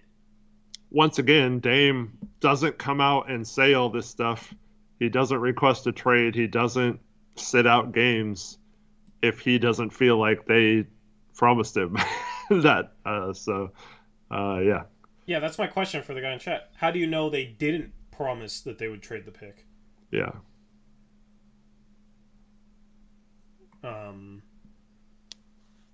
Anyway, shout out to a few donos here. We got Rich at Rip City Retro with the $5 dono. What's up, Rich? He says, thanks for the shout outs on the tweet, video / long form YouTube video, fellas. I just won't let the narratives get twisted without a scathing and funny response. See, man, it's nice to have you doing content, Rich, because I was thinking about doing a whole video compiling Cronin's quotes, and it was just like, man, that's a lot of work, and I just did not feel like like doing all that. So props to you for actually going out and doing all that and giving us what we needed, which was that compilation you tweeted. And thank you for the dono. I appreciate it, man. Rich and I were bored last night. I was like, hey, do you want to just film a quick video? And we were just like looking for a topic. So he mentioned the Bill Simmons saying that Dame can't be considered the greatest Blazer ever anymore. And so we said it was only going to be like a short video, but then we ended up talking until after 3 a.m. and he got in trouble. So sorry, Rich. But we did it on who's the best Blazer ever between Clyde Walton and Dame. So I'll look for that to come out soon. Yeah. Umar said, he also said Scoot is going to be a star. Well, yeah, I saw that clip. I saw somebody ask about that earlier. I mean, he also said that Zion wouldn't be in a Pelicans jersey after the draft, so. Who doesn't think Scoot's going to be a star? Like, is there that many people? Like, some people, I guess, will say he needs to shoot better or whatever to be a star, but yeah. That's saying Scoot's going to be a star is consensus, right? Yeah. I mean, the Hornets are stupid, but I mean, Eric, maybe I'm negative. I am not 100% certain that he's going to be a star. Yeah, but you're not going out on a limb if you say he is. You know what I mean? Yeah. People are going to respond to that with, what? You don't think he's going to be a star? No, I'm not 100% certain like some other people seem to be. I'm not 100% certain he's going to be a star. Mm-hmm. That is, I specifically word it that way for a reason. Yeah. You know, there's certain things he has to improve on. One of them is a 3-point shot. One of them is probably consistently choosing to get to the rim, because he can get to the rim. Just consistently making the effort to get to the rim instead of selling for some of the mid-range stuff. We saw why people think he's going to be a star in his first quarter of action when he was 4 for 4, had like 15 points or whatever, a few assists, solid defense. Like, all that was exactly why I think he's going to be a star. But then the rest of that game is why I'm not 100% certain that he's going to be a star. Because after that, he was 1 for 9. And it was a lot of like mid-range stuff. And, you know, I'm not going to base anything off one Summer League game, but I think he just showed you like kind of the best and the worst. And, you know, it's hard. I mean, Wemby in his first game looked worse than Scoot did. And look at Wemby's second game. So if once Scoot plays the second game, hopefully, you know, it's before Summer League's over. They'll play a 5th game. It's not scheduled yet, but they'll play a 5th game next weekend at some point. We'll see how much better he looks, you know what I mean? But I'm not going to base anything with Scoot off Summer League. We've seen him at a similar level for 2 years. So... What was the next donation? Jack Norbit, $2 donor says, what are the chances Dame stays? I don't think it's staying. I think it's 0. I did have I'll say 1% before you say this. Okay, go. I have a funny hypothetical. This might be a good poll. Okay. Okay, I'll start typing it while you say it. The 30 days ends on Scoot. Okay. It comes out that Boston has called the Blazers. They still do not have an extension with Jaylen Brown, and offer Jaylen Brown for Scoot and Ant. Is anyone still doing it? I mean, like, I think at this... Assuming we keep Dame in that scenario? Like, so Dame then rescinds his trade request and we keep him or whatever. Like, I almost feel like the Blazers purposely... like, even if that was an option, like, wanted people to get hyped on Scoot, so they thought that would be a bad trade, you know? Yeah. Why would Dame look terrible to the fans doing that? Well, some fans would get mad at Dame for that, which is just ridiculous. Yeah. Yeah, after all this time. Yeah. But it would... I mean, I would do it before. I would do it now. Yeah, the thing is, to me, it would just be funny if that came out, because the Blazers would be like, see, we're not trading Scoot. We love Scoot. But that would prove that Boston would have done that, you know? Yep. And so that would be funny, because Cronin, like, how would you excuse that he exhausted all options or whatever he said today?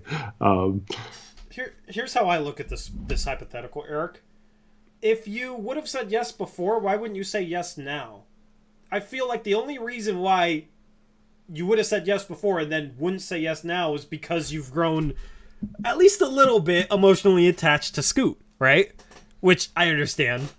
You know, it's hard to trade players away once you, like, are used to them being in your uniform and you're a fan of them and you've thought about their future as a Blazer and all that, right? Compared to just trading away the pick that you could use to draft him before he's ever a Blazer. What? But you can't make decisions emotionally. You could probably somehow get more than just Jaylen Brown now, I think. Maybe. But like, I don't know. Like, if you would have said yes before, you should say yes now, in my opinion. So DJ Vega says, well, maybe Scoot's value is higher and they don't need to include Ant in the trade. So how are we matching salary then? And if we use Nurk, what are we doing at center? Because we still have no centers on the roster, and this is why it goes back to we need length in the front court, we need taller players, we need length and athleticism, and we still don't have any big men on this roster if we trade Nurk. It's the same problem we told you guys we're gonna have all, like, every time someone says trade Nurk for OG or whatever, like, it's the same problem we always have. We don't know how to get these players on our team. And then guess what, Eric? We trade away Nurk, right? And people say, oh, sign PJ Washington or someone to the MLE. First off, Charlotte's just going to match. Second off, we can't stay under the tax and do that. Because we're actually, like, pretty close to the tax as is. So for adding salary, right? Can't just use the MLE. And part of that is because we were signing Matisse Thybulle. So that would be funny way to just tie everything together. Obviously, just a hypothetical that won't happen, but I mean, I would. I would still do it because I would have done it before, you know, and I want to give Dame a chance. It's still all the same things I've always said.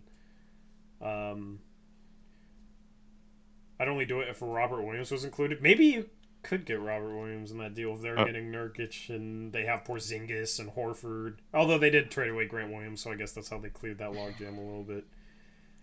So we're trading for damage goods center. I've seen a lot of Dame should go to the Celtics and get Robert Williams when he's obviously damaged goods at this point. Yeah, but when he plays, he's still a really, really good defensive player. And couldn't you say Nurkic is damaged goods? Yeah, sure. But Robert Williams specifically had a knee issue. They told him it could not get worse if he played on it. So he did, and now it's much worse than it was. So there is, whereas Nurkic just has injuries sometimes. It's just not like a ongoing issue.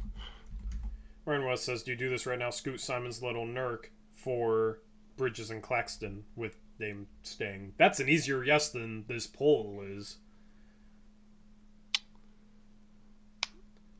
Tatum is not much better than Lillard. DeWald, you are just off on your takes today, is all I'm going to say. Yeah, Tatum is not much better than Lillard. If you want to say he's better, sure, much better. Really? I mean, if Dame did what he did in Miami last year, we wouldn't be saying this.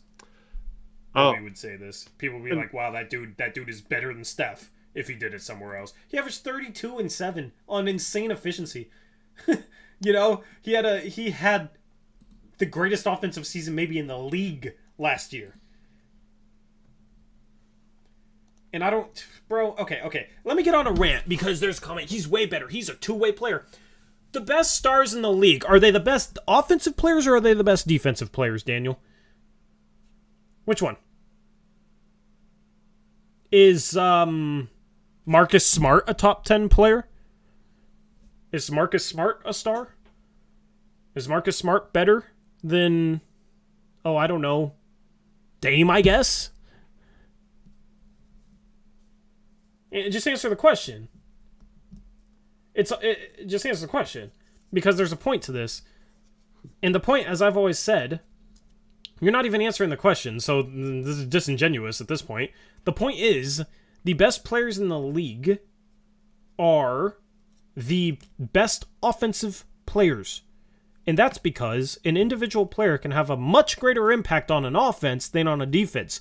So if I'm talking about a star player and who's better, I'm going to take the player that is better offensively. Because you have all these other roster spots to get good defensive role players to make your defense good. Because good defensive players, that's what they are. They're role players. They're not your star. So if you're talking about the best players in the league, which you're talking about stars, I'm always going to value the offensive guy. Because they are able to have a greater impact on the offense. Dame is able to have a greater positive impact on the offense compared to Tatum than Tatum has a positive impact on the defense compared to Dame. And if Dame was 6'8" and playing a small forward spot, he wouldn't be considered as bad of a defensive player. It's easier to be a better defender when you're 6'8". So, pair Dame with a good defensive small forward. And Dame's the better player in that situation. Yep. Also, Boston's got a better team overall. True. But that'll always be my philosophy. So going back to the question, what are the chances Dame stays? I have a question for the people who don't believe that Cronin is in the wrong. He said he would have liked to seen in the next 14 days from now if he could have pulled something off to keep Dame, right? What's stopping him from still doing that?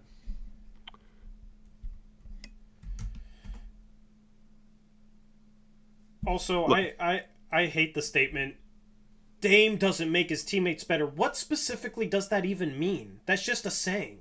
That's just a cliche. He averaged over 7 assists per game last year. That's far greater than Tatum.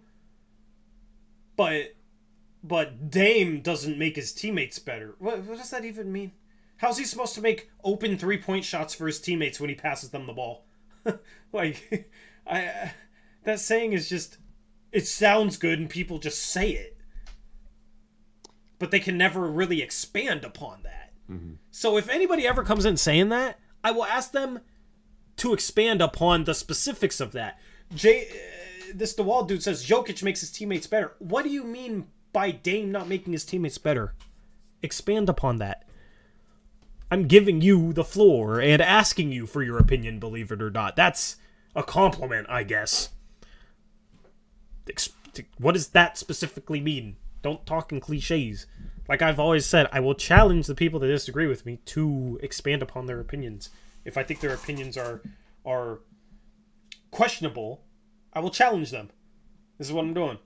Expand upon that. What do you mean by Dame doesn't make his teammates better? Why not? In what ways? What specifically on the court? Anyway. I'm just wondering, like, what if he is still committed to winning with Dame and doesn't want this trade or whatever, like, he could have still gotten stuff done and possibly saved the day for Dame, right?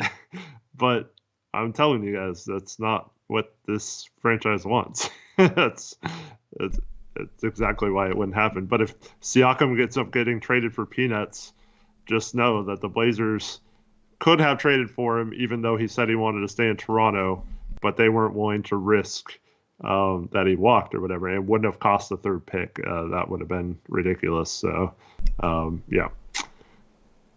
So, okay, so I got a couple answers here. This is a fun debate. Grace says, 7 assists out of attrition. Has the ball so much people eventually make shots. Dame isn't a creative passer. He's a shoot-first point guard who runs the team, and thus others don't get the same chances. He had 2 teammates that averaged 20 points per game next to him. 2 teammates that average 20 points per game. How does that not happen unless they have the ball at times? And Dame doesn't set those guys up. Dame, when Ant's hot, doesn't defer to him. Dame, when Ant was on fire during that Nuggets game earlier in the year, Dame wasn't looking for him, despite him setting him up multiple times in that run. Like, we just say things to say things. The DeWalt dude says Jokic looks to set up his teammates before looking for his own shots. Okay, so you mean in order to make your teammates better, you have to be a pass-first player and look to give other people the ball before you look to score yourself? I mean, but Jokic scores like 25 a game. Jokic will attack, looking to score, draw defenders, and then kick the ball out. Is that looking for a shot first, or is that looking to pass first? If Dame does that, is he, like, you know what I mean? It's never black and white in terms of this guy makes his teammates better and this guy doesn't. Basketball doesn't work like that. There is no such thing as 100% or 0% with such a cliche as, quote-unquote, making your teammates better.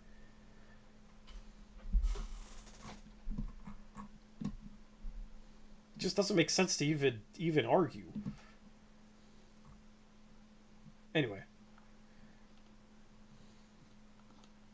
What was the next donation?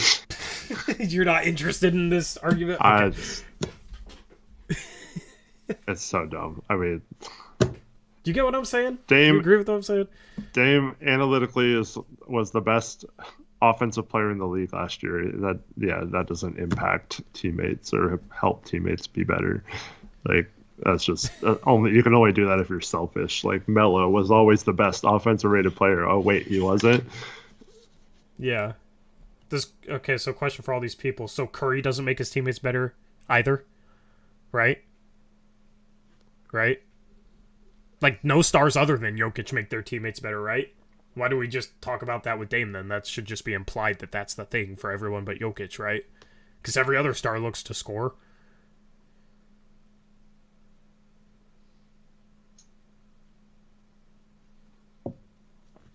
Anthony got he shot 10 or 11 threes a game this year. How is he not getting the ball? That's why I don't want to have this conversation. Yeah, because it's not based on anything. Games where Ant got hot, because that was the thing. He was so inconsistent shooting this year, right? He would get hot, insanely hot, but then go through cold stretches. When he was hot, Dame specifically seeked him out and passed him the ball. Like, I don't understand. How does Curry make his teammates better and Dame doesn't? Because Curry moves without the ball. Dame did a lot of that this year, and you guys will give him no credit for that. He did more of that than ever this year, and you guys won't give him any credit. Which speaks to my whole suspicion that it's more so you just want to discount Dame. because Dame moved more off the ball this year. And like DJ Vega points out, off-ball gravity is not better than on-ball gravity. Like, come on, guys. What are we doing? Yep. Being able to attack and draw in 3 defenders and make a kick-out pass is not making your teammates better, but just running off a screen and, the screener gets someone open for a mid-range jumper, that's making your teammates better? What's really, like, it's just doesn't make sense. Anyway. Like, you guys are just saying things. This is the type of stuff that gets annoying, is, like, people say, you don't know those opinions. Well, those opinions just aren't really founded on anything, and if we actually had a conversation about them, it would go like this.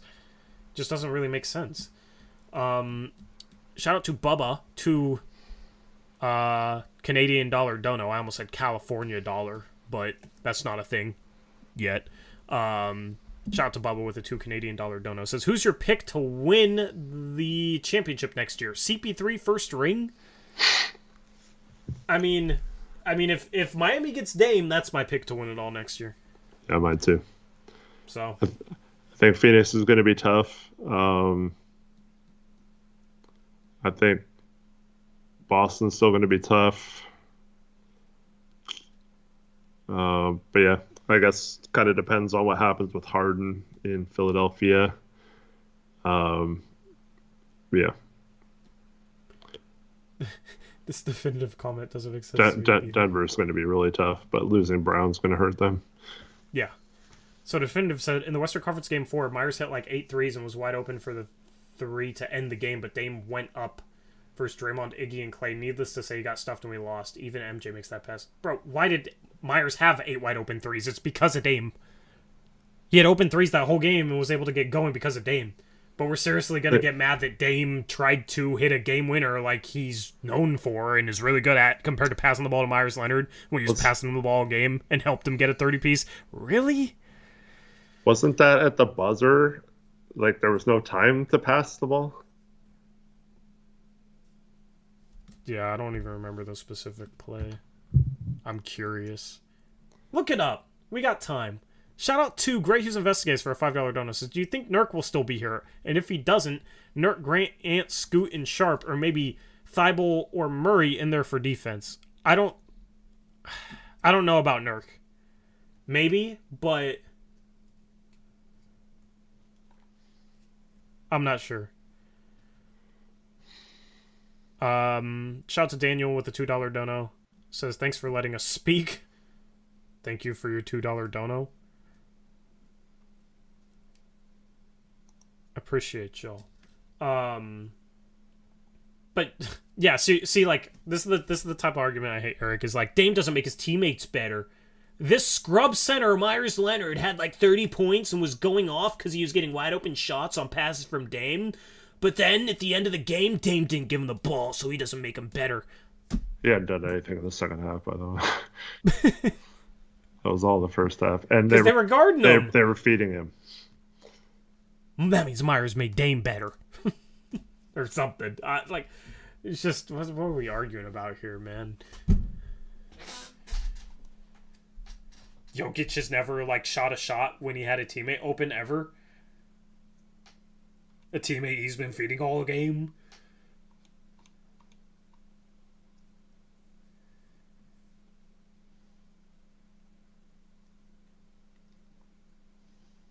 Anyway.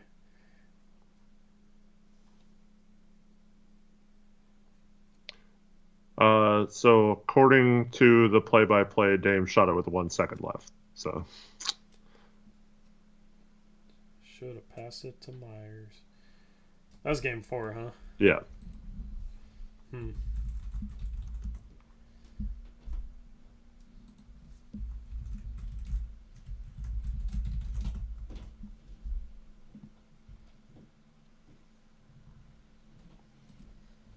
How much?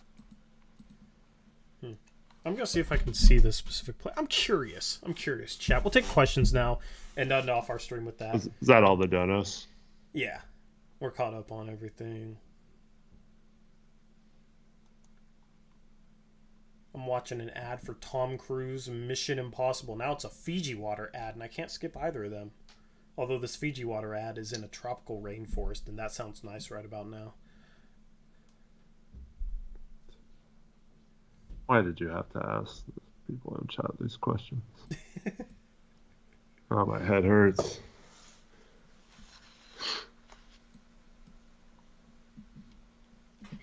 Oh, this is going to be interesting. Let's see here. Yes, you do, Gray.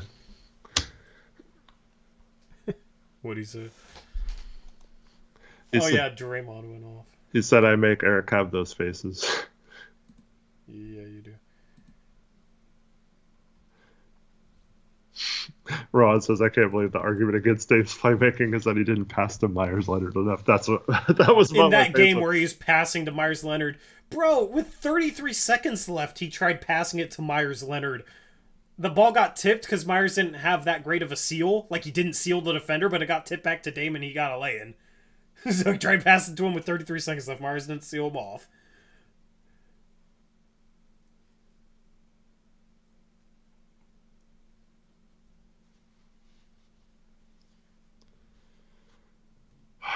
Myers was not wide open on that play. Myers was guarded on that play, bro. What are you talking about? Like, all right.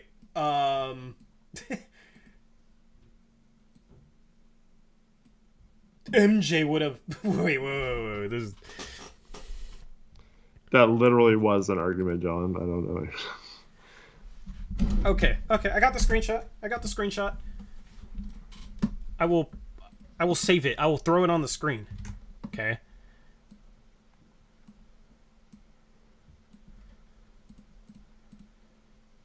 I will throw it on the screen. I found the play.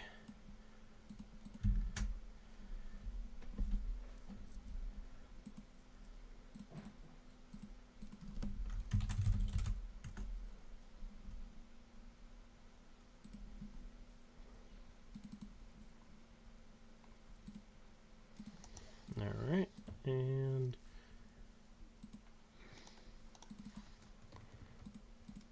Alright, you ready? Yep. Wait, let me make it big enough. But, yeah, so this is when Dame was going up. Guys, MJ would have passed it to Myers there! He's so open!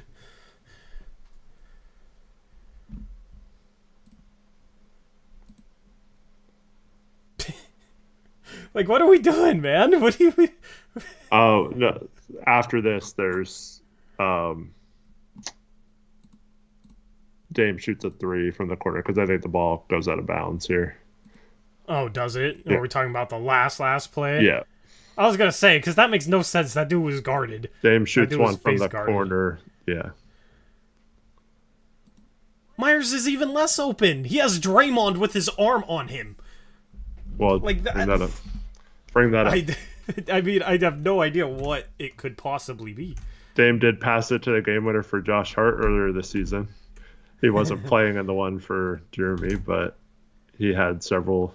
He let Ant take the game winner against Phoenix early this season. CJ's open. Too bad if you pass to him, he'd take 2 steps back and step out of bounds. Yeah, right. I mean, Dame obviously on that play tried to go up quick enough to draw a charge and finish. Because he thought the dude was coming over and taking a charge. It's a bang play. But yeah, Myers was not open on that play. I mean, this was the next play, Eric. Which play are we talking about? Definitive. Where Dame got stuffed one-on-one versus Iguodala. In Oakland? That wasn't the game that Myers hit 8 threes. This was the game that Myers hit 8 threes. Yeah, it was the last game of the season. It was game 4. Final play of regulation. Okay. After 11 years, he finally decided to pass. What the... Dude. That's just pure hatred, guy. Like, what are... Oh, my goodness. Oh, my... He didn't get stuffed on by Iguodala the last play of regulation. He missed a layup for the win. So, I don't know if it's this play. I mean, this is just the type of stuff that we have to argue against, and I'd rather just show you guys physical evidence.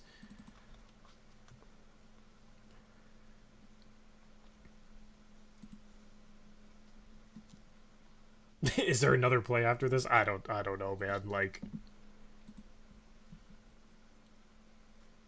you gotta give me the game and the score. Ryan West says this is their way of coping with losing Dame. They just forget how good he is that quick. Now Definitive said, I'm kidding, bro. Damn, it's not hatred. We're too uptight. I mean, not being uptight. We're just trying to corroborate what you're saying. I mean, because people come in here and say this type of stuff, but it's like not based on anything. And then when I'll go off stream and like look for proof about specific plays, and it's like it's always stuff like that where it's like, no.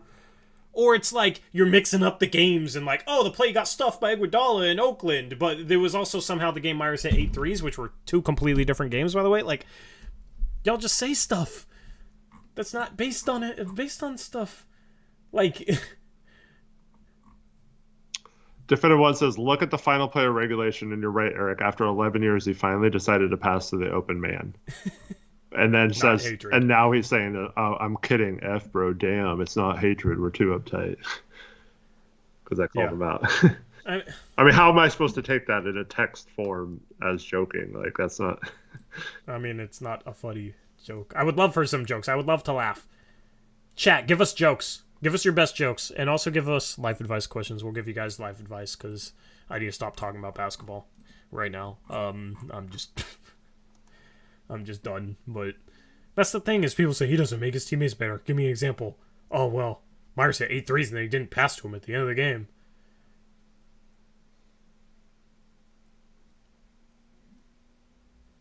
Tori, did you try looking under there? Under where? under what?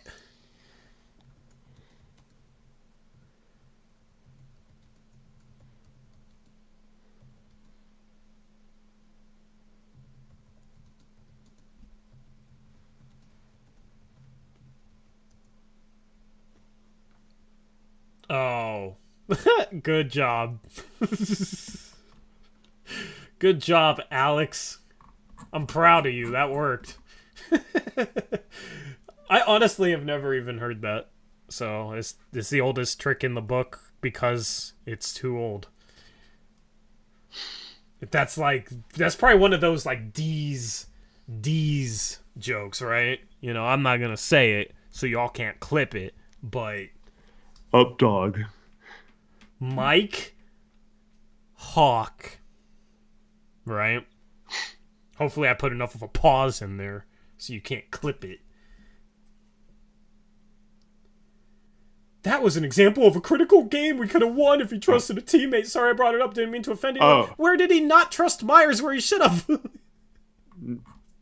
Now you're not joking? Yeah, so now he's not. So it wasn't a joke? You just said it was a joke. Yeah, I'm just very confused, man. He passed Myers the ball like all game. He tried to pass him the ball with 30 seconds left. Myers did a bad job sealing, so the ball got tipped, which was on Myers because he did a bad job sealing. The ball got tipped back to Dame. He finished. Like, you could sit there and say any shot he ever missed, oh, he should have passed the ball. See, he doesn't make teammates better. Which you could literally do with any player. Because every player misses shots.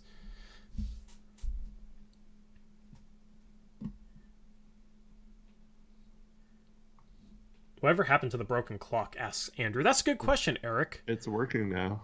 Oh, you fixed it? Yeah, I fixed it. Debris says he's not joking, JK. JK kidding. Not really. Connor would like to point out that Dame had 12 assists in the Myers 30-point game. Not good enough. You didn't pass it to him every time down the floor.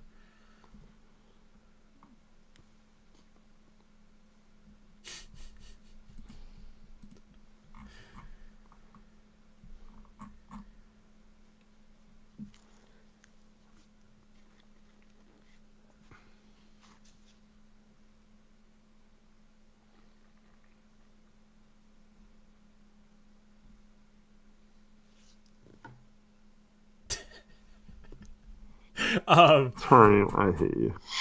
You hate me? Because we got it going tonight? Got you riled up? It's been a minute. Since we've gotten into a back and forth with chat like this, Eric. I just wanted the people to know that we still got it. There was someone in here earlier. I doubt he's still here, but they said, I can't wait till these guys see a team without Damian Lillard so they can understand that there's other players they can root for or something like that. Like, what?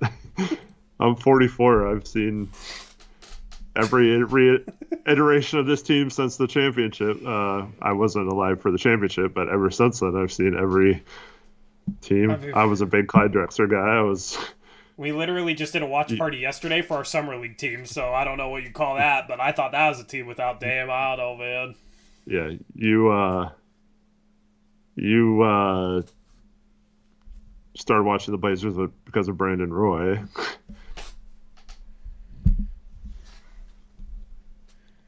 Definitive One says, LOL, he says, we still got it. Laughing face emojis. I mean, yeah, we do, and your point for Dame not making teammates better was to bring up a game where Dame had 12 assists and fed Myers basically 30 points. And your reason for Dame not making his teammates better was he didn't pass the ball to Myers enough. I mean, this is the best game of Myers' life. Set up by Dame. He's like, but he didn't make Myers better that day, Eric. He didn't pass it through Draymond's chest. Straight to Myers. Spencer, I'm glad you're entertained. I'm glad some people were entertained. I'm glad you brought your headphones tonight and didn't forget them. Yeah. You guys still gonna cover Dame if he leaves? I mean, he's already trying to leave. What would change if he gets traded from now to then? Like, he's already trying to get traded, so. Well, of course, keep an eye on him, but we're not becoming heat up. Oh, I read that wrong. Dave, I read that wrong. I thought you meant cover him like make excuses, like cover him. Cover. Yeah. Are we still going to cover him? Oh, okay, sorry. We talk about that. See, this is what happens when I get riled up by chat. I just assume something like that is, yeah. We'll still talk about him for sure. It'll be hard, though, man. It'll be hard, though. Because it's upsetting. I don't know. We'll see. Depends on how I feel about it, honestly, emotionally. Because I might just not be able to deal with it, you know? Might be too sad for me. Jimmy Robinson asked, where do you think Chauncey stands on all the Dame stuff? I think it's hard for him because he expected to coach a team that was winning as well. But I also think based on him not being good his first 2 years, this is probably okay with him too, because the team's still dedicated to winning, so he can still try to win. But I think he's done tanking on purpose. But it does kind of give him a pass the next couple of years. Eric, you'll love this comment. Yeah, you still got it. The most teary-eyed toxic podcast on the internet. Not Eric. What? That's what Definitive said. So I don't understand. Doesn't make sense. Making fun of me because I cried. Yeah, so I cried. Big deal. I don't care. I think he's saying he's talking about me, not you. I don't know. I mean, if I'm toxic for trying to figure out what you're saying and then finding out that it's BS, then fine.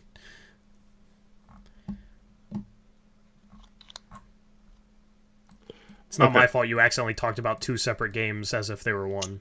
The thing I do not understand is, okay, so someone said Dame is too helocentric. Okay, but if you had the right pieces around him or players that fit what he did, much like what Denver did with Jokic, are you saying he couldn't win or that wouldn't be good? Because he's done some pretty good things with some pretty crappy rosters, so I don't understand. You can't even fault him because he's never played next to another star since Aldridge. Yeah. And he played off Aldridge when Aldridge played first 3 years. You could say it was because he was young, but I mean, he's never gotten the opportunity to not be so heliocentric. He's heliocentric by necessity.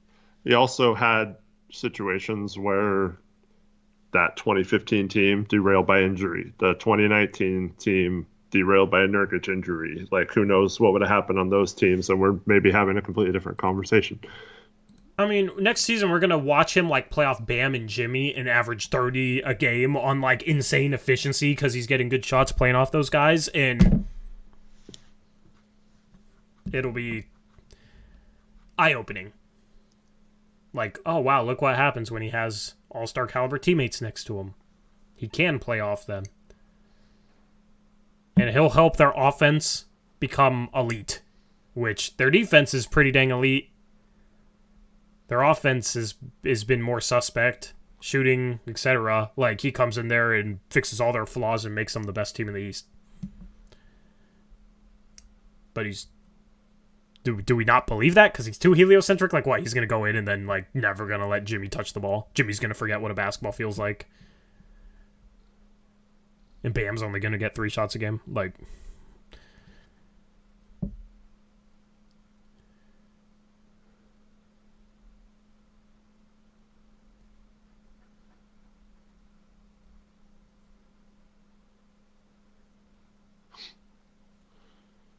Basketball was fun before Cronin broke our brains, says G. Willikers. Yeah. Yeah, I mean, it's frustrating.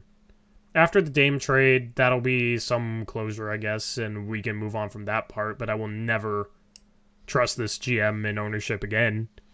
Mm-hmm. You know, we can move on in terms of the roster, but not in terms of the way that things are ran. So...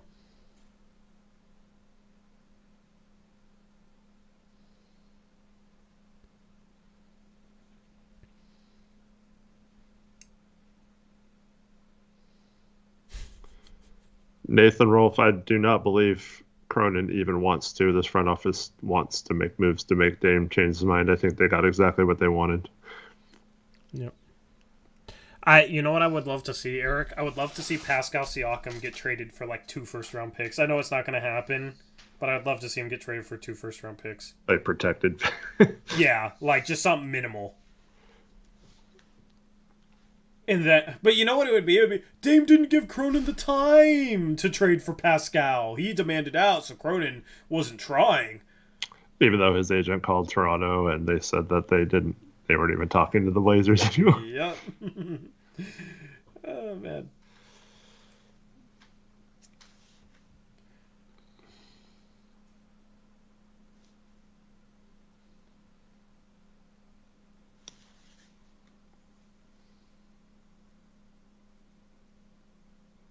Great, that's what Scoot's going to be if he's a star, is going to be a similar type of player in terms of score and shoot. Are you going to have a problem then? Because if Scoot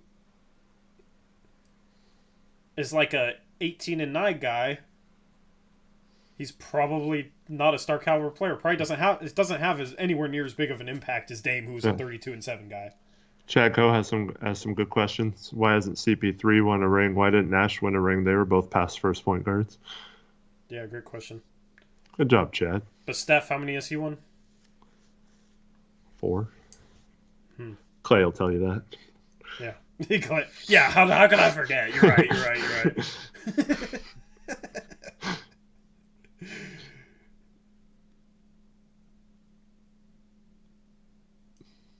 So, I don't know. Probability is Scoot won't be better than Dame. Absolutely. It's unfair to hold him to that standard. I hope so, man. What's a pass first point guard then? Nope. There's not even any pass first point guards anymore. Like, what does pass first even mean? Like, oh, your shot's there, but like you're just not going to shoot because you're going to wait for an opportunity to pass? That's not a good thing. Like, the only guys that do that, it's because they can't shoot. Like, you could say, I guess, Ben Simmons is a pass-first point guard, but when he gets the ball next to the rim and Trae Young's next to him, you don't want him passing it. You want him dunking it. The NBA is different now. A lot of the passing comes from having a collective unit that moves the ball and makes the right play. It's not one guy supposed to make the pass to everybody who shoots. Like, you just make reads, and it's all about making the right reads depending upon your skill set. And it's all about maximizing that. Pass first. Anybody who's pass first in today's NBA, it's because they're not good enough shooting the ball. Mm-hmm. Or not good enough attacking the ball and finishing. Like, they have to pass it and rely on other guys to make shots instead of them. Like, what pass first point guards are in the league today? Chris Paul's like the only one, I guess. But, yeah, like you said, what has he won? Has he had a better career than less pass first point guards? No. Because it's not all about passing to be a point guard. That's great. That's not Dame's fault. Nurk got plenty of touches. Like, it's just not. Oh my god. Sorry to take you down this path tonight, but it's also not my fault. Nurk also had a huge turnover problem this year. Yeah. I mean, Dame feeds Nurk on pick and rolls all the time. Why are you mad, bro? There's no free agents the Blazers should go after at this point. It's just over. They should start trading for players that fit the Scoot Sharp timeline, and they should do that. They need front center big men and stuff, and there's not really any ones that are worth pursuing right now. Well, my whole thing with Nurk is, like, what effective position is him catching the ball? Like, even if it's not Dame's fault, what effective position should he have gotten touches in more? Like, we talked about for multiple years getting him better low post position, but he's not efficient as a low post player. And that is more so due to Chauncey. So if you want to Chauncey or Stott, so if you want to criticize the coach for the types of touches he's getting, sure, but it's not like he's super efficient as a post player not getting post ups. He gets a ton of post ups actually for how mediocre he is as a post up player. I can't stand when people do this. We're having an argument about Dame being selfish. Gray is one of the people who is like the leader of that train, right? Yeah. And yet he says that Nurk doesn't get touches because of it, and then tries to say, I never blame Dame for that. Like, what else could you have possibly meant by that, dude? Like, you were obviously blaming Dame. Like, Gray, you in particular, you are the biggest Dame hater I have ever met in my life, yet you keep trying to say you're not.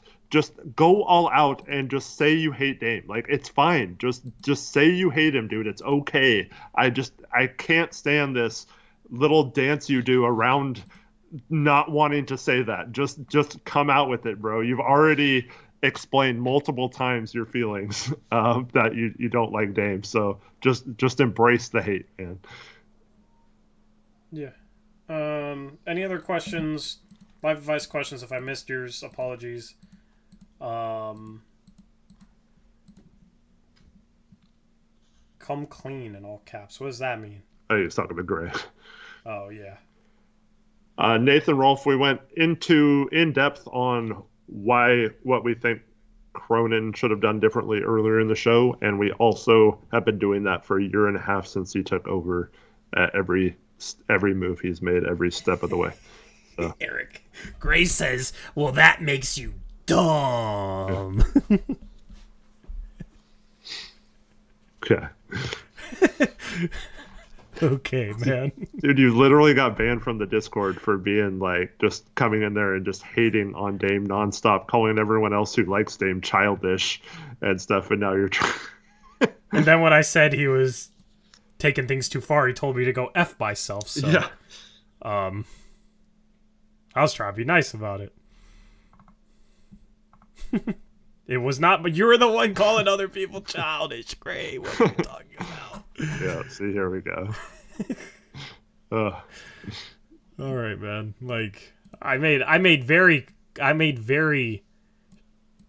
sure not to insult you or talk trash to you during that. You were talking trash to everyone, calling them childish. You were over the top. And then you told me to go F myself when I asked you to calm down. I wasn't just going to take it. So, anyway.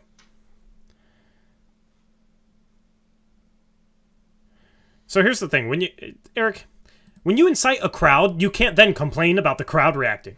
If you go into a Blazer stream, or if you go into a Nugget stream and say, Jokic sucks, you can't then say, why is everybody piling on me? They're bullying me. Like, if you go into the Blazers Discord and say, anybody who thinks Dame is better than Drexler is childish, well, you should expect a response from everybody who thinks Dame is better than Drexler. Or whatever the conversation was. I don't even remember the gist of the conversation. I just remember what you said about it. You should expect a response. Like, that's the thing. If you just brush it off and, like, own it, whatever. That's fine. Like, trust me, we get crowds going after us, too, for our opinions. But we don't go there insulting those crowds. We don't go out of our way to insult whole groups of people. So. I mean, you just insulted Eric, so. Great, has this been Joe Cronin this whole time? Would make sense. Can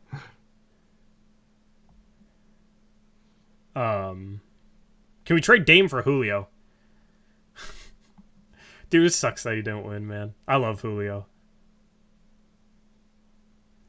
Would have been cool to see Adley, too, especially with him switch hitting. But, Chad, I agree with you there. Yeah, you might have your Reds in the playoffs, Eric. Try not to jinx it yet. You might care more about the Reds in October than the Blazers. That's interesting, huh? That's weird. Yeah. It was weird for me last year.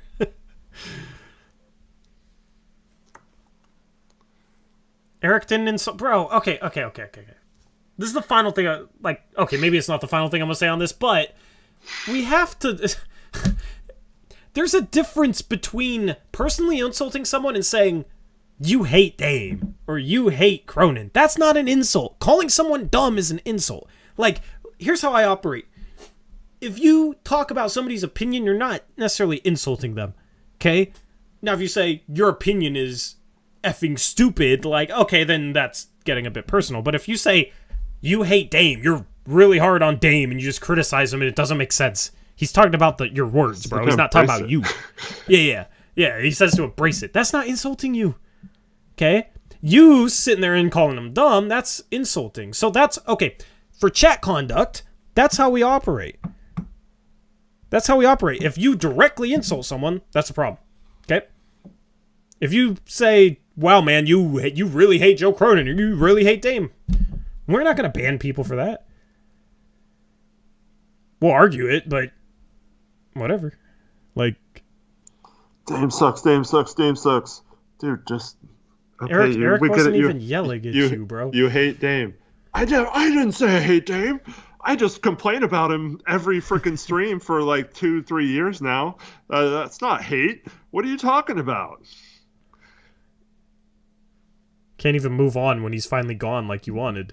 Like, oh, but maybe you didn't want it or whatever. I don't know. But, bro, you are far more insulting than people are towards you, Gray.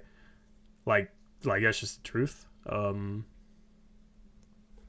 Just don't directly insult people. You can be snarky. I'm certainly snarky. Eric's certainly snarky. That's fine. We can all be snarky, right? It's hard to talk about sports and not be snarky with all the stuff that gets said, you know? But don't insult people directly. Don't call them dumb. Don't call them idiots. Don't call them morons. Like, I'll let it go a few times, but bro, just chill. Chances of Seattle getting Ohtani, Tori, greater than Dame staying in Portland, so for better or worse. Be interesting to see if the Angels trade him before the deadline or if they lose him for nothing in the offseason. Jimmy Robinson asked, would you rather Dame stay and never win a ring or win a ring elsewhere? Whatever Dame wants. Yeah. I would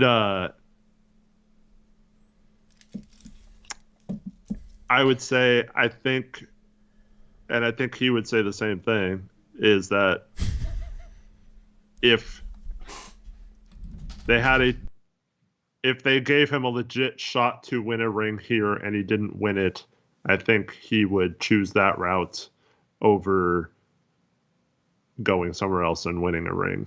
I think he just wants a legit shot here. GJ Wald, Cronin is a lying idiot? Question mark. I hope you understand the difference between coming in here and just directly insulting someone in chat and criticizing the GM or his own words. Professional basketball team. Like, you can come in here and insult Cronin.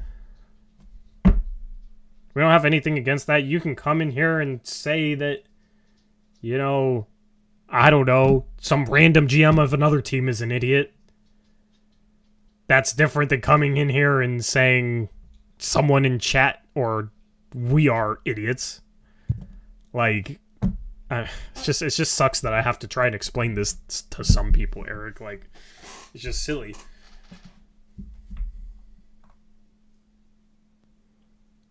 John, again, we have gone over this multiple times, including earlier in the stream. Please go back and listen. We detailed why we feel Cronin put himself in a position to fail this summer based on all his previous moves for the last 18 months.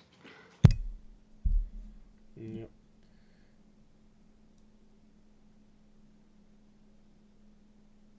I mean, you can hate. You can hit. I'm literally telling him to it's embrace okay. his Lillard hate. I'm telling him it's okay to hate Lillard. I don't get this, dude. Like, I'm just at some point, like, I'm just tired of the BS from people. So I don't want him if he is critical of someone. I don't want him to then say, "But I like him. I like him. I just criticize him like all the time. Like, I do not like Joe Cronin. I will admit that. It's not that hard to just admit it." Cronin insults our intelligence with every press conference, so fair game. That's what the hell I'm gonna die on. Alvaro, I don't know, man. I don't think she does. She runs the teams differently, so she should know, right? But she thinks Cronin is as good as John Schneider and Pete Carroll, I guess. Yeah. Connor Johnson, I mean, for me, there's a difference between being bad at your job and purposefully, like, accidentally being bad at your job and purposefully being bad at your job. Cronin is, like, purposefully bad at his job, in my opinion. Okay, let me rephrase it. He's misleading, and I think he wants things that are different than what he says, right? I think Chauncey just has struggled on accident. God, dude. So that's why I'm not holding it against. Oh my God, John, Eric, I'm just done with this dude. I am literally saying it's okay to have the opposite side. I am telling you it's okay to embrace it, but that's me saying that you can't be on the other side of a discussion with us. Like, I'm. There's nothing you can do. You can tell people to embrace their Dame hate, and people say, "Wow, you said you can't hate Dame." No, John says, crazy how nothing is up for discussion. You either side with these guys or not. No one is saying you cannot have the opposite. Sorry to get you down this rabbit hole with chat. I mean, we literally, it's just the people that come in here and obviously have something against Dame. Whatever. I mean, it's just a stupid conversation at this point. Like, this conversation is pointless. It's not getting anywhere. Anyway. Great. You bring on the reaction that you provoke. Like, when you come in here basically hating on Dame. I don't know what else to tell you. Okay. So, anyway. Okay, it's America. You have the right to your own opinions. No one said you couldn't have that opinion. No, literally no one said you couldn't have that opinion. We're not mad about the opinions. What the heck? Bro, like, we're not mad at them disagreeing. Yeah, I saw that. It's just, you guys just don't get it, dude. Yeah. I saw this on Twitter today that we think we're so right about what's going on that we don't allow anyone else to have their opinion on it. You can have whatever opinion on it you want. I don't give a crap. How many guys, how many times have I said, regardless on how you feel about this, like, regardless if you feel this way or that way, I constantly try and play to both sides of the fence. And the other thing is, we're allowed to disagree with opinions too. That doesn't mean you're not allowed. It's like we disagree with an opinion and people feel like that means it's not allowed. Or it's the people that come in here and constantly hate on Dame, and then we say, man, you really hate Dame. And then, no, I don't. What are you talking about? It's like, bro, just embrace your hate on Dame. What? You think I can't criticize Dame? Well, I'm not allowed to have another opinion. That's basically how things go, man. Like, never said that. And yes, I will go at people who are calling Dame a liar now and are turned on Dame, and who accuse me of making stuff up in conspiracy theories, but they're literally just making up excuses when we have Cronin's own words on record. That's not truthful. That's okay. He had to lie in those situations, even though he didn't have to for any reason. And those are easily excusable. But me sticking up for Dame is like, I don't know, some sort of weird opinion that I'm not allowing other opinions when I'm just calling out how people are making excuses for someone who has literally told the exact opposite of what you're saying.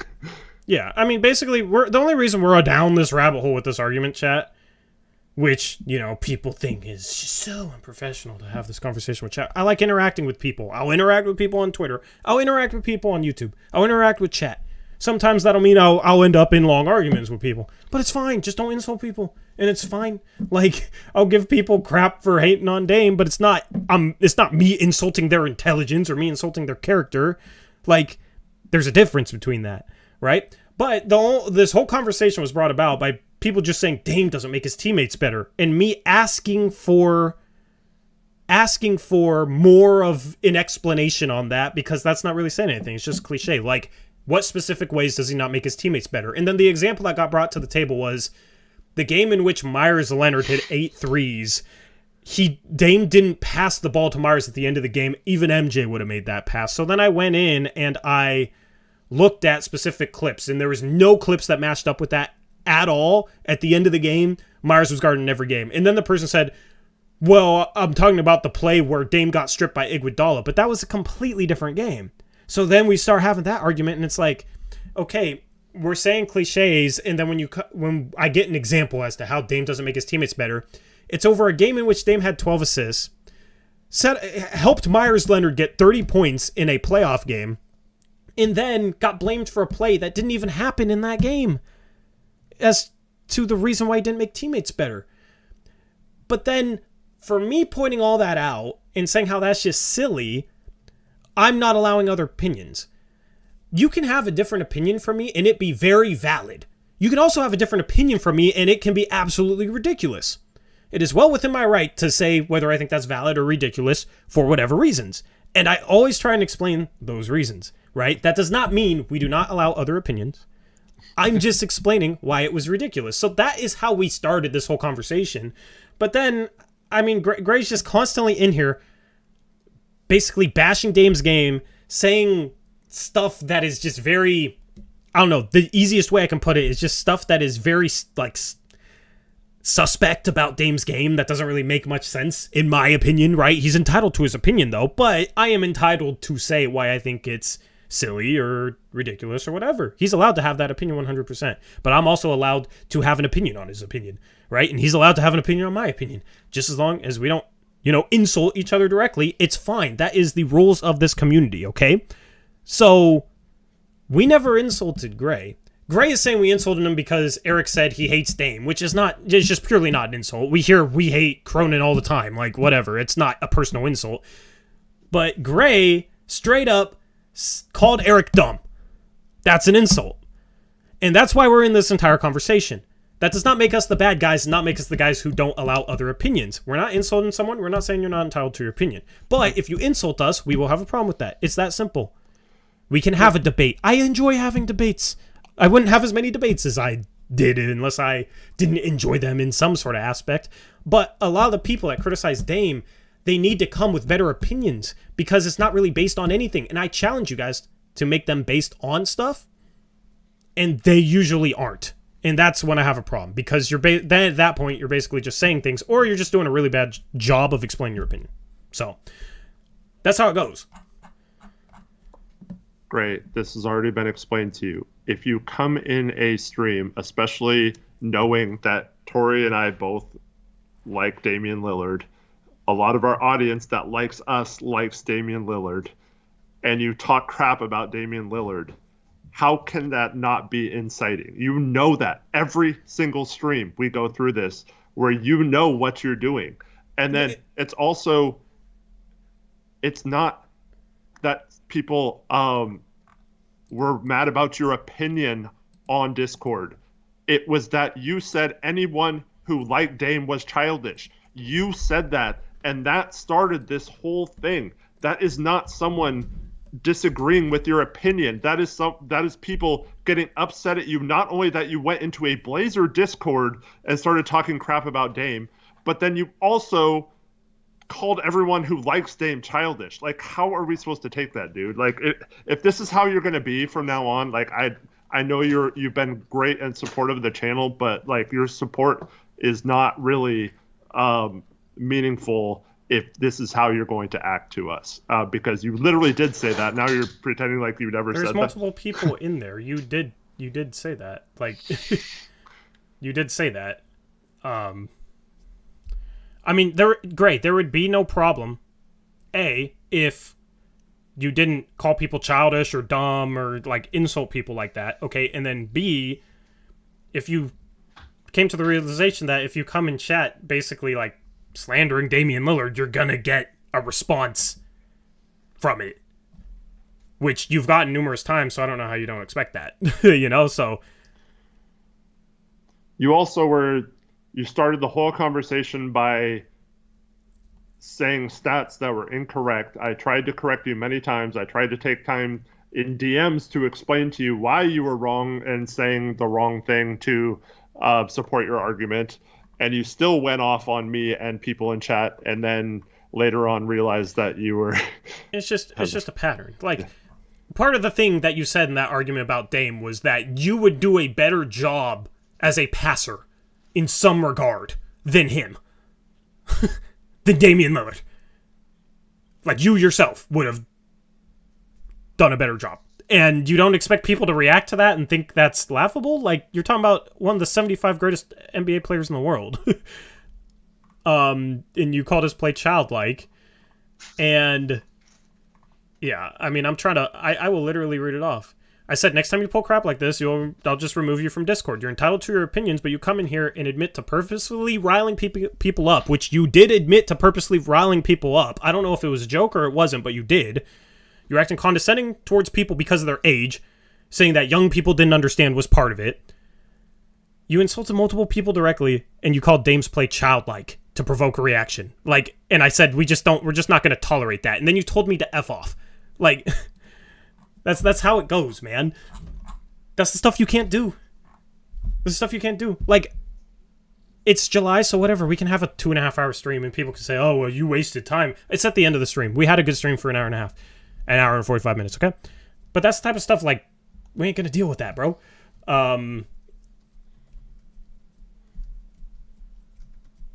So, anyway. Like, I want to have you in this community, but the way you act makes it tough. I don't hold anything against you personally. But bro, you gotta chill, man. You're allowed to hate Dame. It's just, you come in here and it's like you're trying to incite a reaction. I don't get it. Anyway. So. How much longer till we're done, Eric?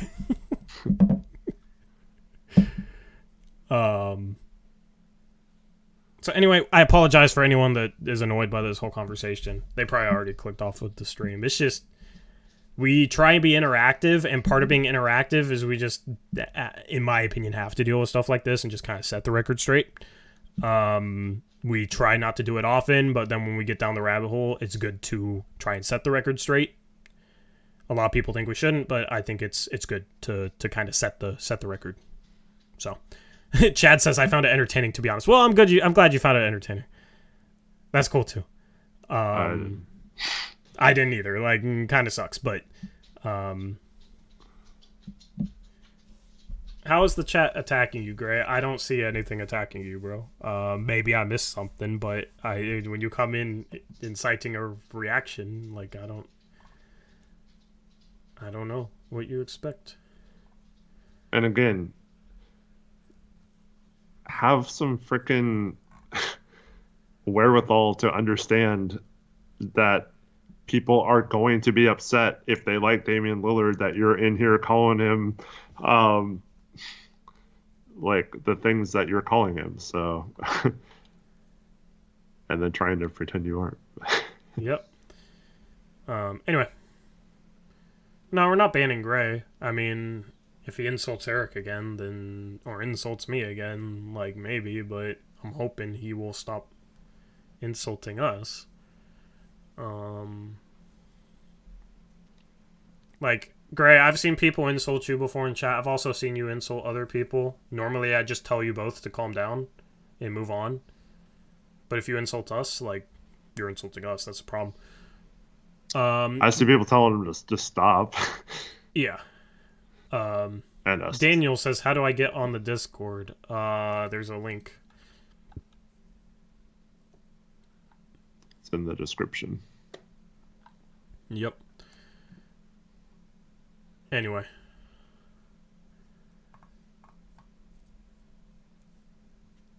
I thought this was a Blazers podcast, not a great talk too much podcast. Like clockwork, man. It's not a podcast, it's a live stream. So, yeah, you were wrong. It's not a podcast, actually. Everybody calls us a podcast. We live stream. We don't podcast. We live stream, make videos. I purposefully don't call it a podcast, Eric. One might say a pod stream. If you want to call it that, you can call it that. But we live stream.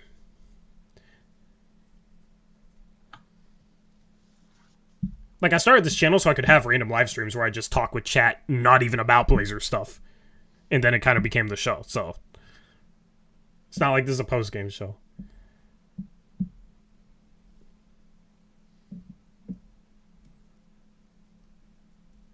Gray, that is a perfectly reasonable and valid opinion. You don't have to like his game. See, if you just said that, I don't think anybody would really have a problem. There we go. Maybe now we can move on. Alvaro Bazan says this channel is called Blazers Uprise Live. It's in the name, guys. Yeah, live is in the name. It's not the Blazers Uprise podcast. It's Blazers Uprise Live.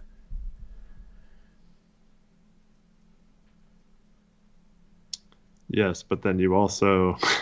Yes, Gray, you've said that many times. Yes, and then a bunch of stuff on top of that, yeah.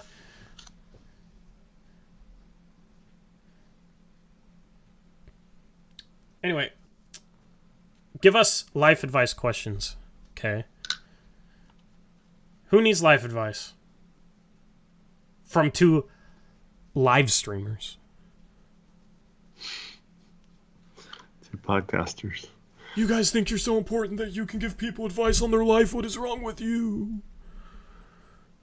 Grey Hughes of Escates, $5 dono says, alright, I get what you were saying. Wrong place to not like... Thank you for the $5 dono, Grey, but... You don't get what we're saying. But I'm moving on. Like... Not like his... I mean, you don't have to like his game. Just... You can talk about other things. I mean, I know we're focusing a lot on Dame, so you're talking about Dame, but I mean, we know how you feel, man.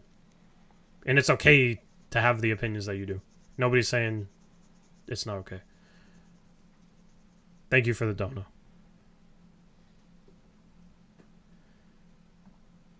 Let's talk about Ant. No, let's answer Ernesto's question. I need advice on how not to hate this team at the same time as liking them. I need advice on that too, Ernesto, because I hate this freaking team right now. If we had a good offseason, we wouldn't even be having... I mean, yeah, we would, because we would always have these debates. But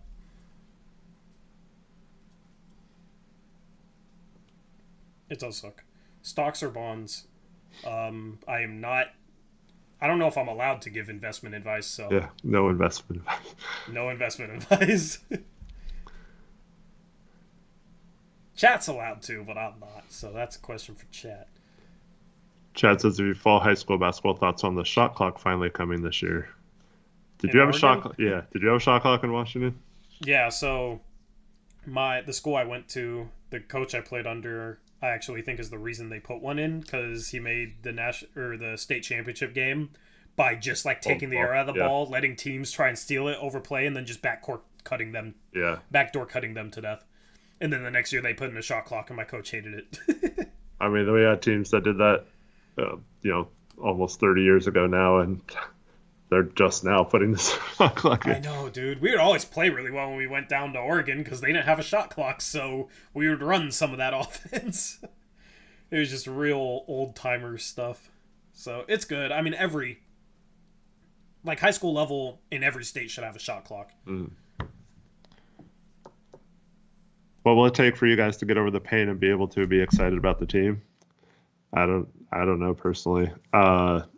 It has to be Joe and Jody and Bert all being gone, though, in my opinion. Yeah. I mean, even if they were all gone this offseason, we still traded Dame, it'd still be painful for a while. I mean, it's hard to get excited about a team that's probably going to lose 50 games, you know? Like, I'm excited to see what Scoop becomes, but, like, it's also a situation where he has to become really, really, really good, you know? And anytime we have a situation where it's, like, Sharp in that Summer League game goes 4 for 18, it's like, you know, you can't base anything off one game, but it's like, there is that worry that they might not pan out to the fullest extent, and then are we just stuck in perpetual losing for 5, 6, 7 years? Mm-hmm. So I just want to win. Like, if we win a bunch of games, I'll be excited for winning a bunch of games. But until then, it's hard to get excited, you know? I want some sort of competent moves and a GM that understands how to put a team together, not just, here's 3 more young guards that we're going to try and build a whole rebuild around and not really care about who's playing center or the front court or anything. What has Jody done? Why are you so anti-Jody? I'm not gonna. Chat can answer that for us. Cheap, very cheap. That's all. Like, Bert Cold is Paul Allen's best friend, who's high up in Vulcan, and who's basically. Yeah, you know the pictures how there was. Yeah, you know the pictures with like Jeremy Grant signing his contract. I think he was in those. Yeah. Yeah. So look him up. You'd probably recognize him. He's around. He's there at draft workouts. I mean, he's to blame maybe more than Jody. I'm not sure, but because he's a part of it. Who knows whose calls were whose? Collectively, they just all need to go. Because Jody's the one who hired Cronin without an interview. So even if you want to pin it on Cronin instead of Jody, like, Jody's responsible in some sort of way for that. Are the Blazers the smallest team in the NBA in terms of like height? I think it's pretty hard to find a smaller team. Right? What more can Jody do? She could sell the team to somebody who won't be as penny pinching as she will be, and who will hire a GM that's capable, or at least run through an interview process for a GM. And also one that, I mean, it is a business ultimately, but if you want to win, you have to be willing to somewhat treat it like a hobby versus a business. And that was the one thing that was great about Paul. And owners like, Mark Cuban and now Matt Ishbia, Ballmer's had a bunch of injuries, but you can't say he's not at least trying to win. So it's tough to be a small market in the NBA. You can get away with it in some sports. Obviously, the NFL, you don't have to worry about it because every team makes a crap load of money no matter what, so you can spend up to the cap. But baseball, there's some teams like the Tampa Bay Rays that have some success with small market payrolls. The A's for a long time did too, until they just completely went off the hinges the last few years. But in basketball, it's very rare that even a big market team competes for championships without the owner being somewhat willing to spend money and to do what it takes to win. Let's see here.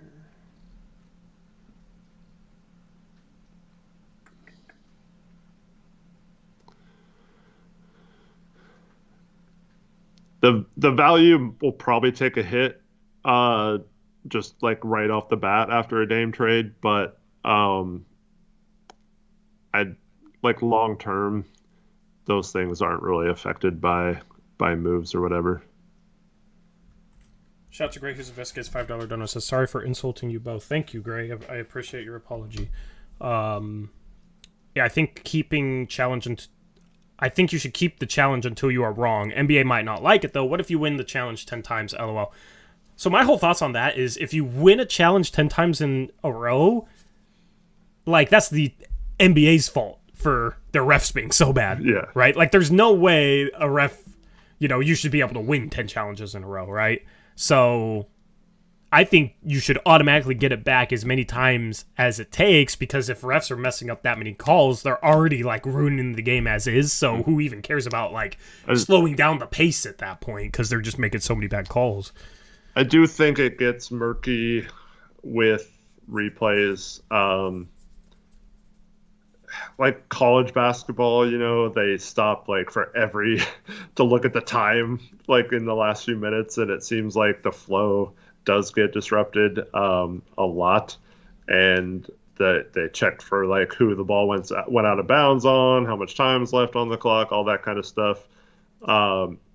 Which it's good to be right, but there's always it was like, I think it was the Texas Tech Virginia finals where I hate it when someone knocks the ball out of your hands and it clearly only goes out of bounds because they hit it, but you still had like a fingertip on the ball when they hit it, so it's like technically off of you, and they slow it down to like the exact frame and see that, like, to me. And then there's times where there's an obvious foul, but they can't call a foul for some reason on a replay, and so they have to award the team the ball because it went off the person who got fouled, but you can't call a foul. So there's like a lot of stuff that I think is just kind of pointless, but on like major calls and stuff, I do agree that you should get a challenge back if you lose. I do think there should be a limit to that, though. I don't think you should just get like unlimited challenges. Yeah, I'm for unlimited challenges because at some point you should lose a challenge. Yeah. I mean, coaches as it is are only, I don't know how many challenges or how many plays got overturned. Is there a stat on that? I'd be curious to see what the percentages. Yeah.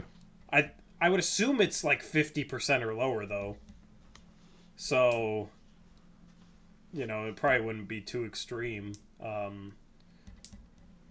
But I just think like have it take place as like a commercial timeout, like find ways to, because they take commercial timeouts 3 times a half, not counting in between quarters. And not counting like other random timeouts. Just if it's close enough to a commercial timeout, just have that be the commercial timeout. Still get your commercials in, still get your timeout in. So it doesn't even mess up the flow of the game, really. Like, there's ways around it, for sure.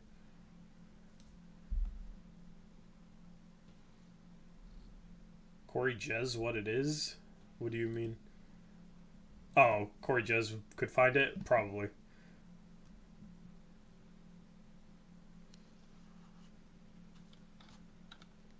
In 19 years, Paul Allen has paid the tax 6 years.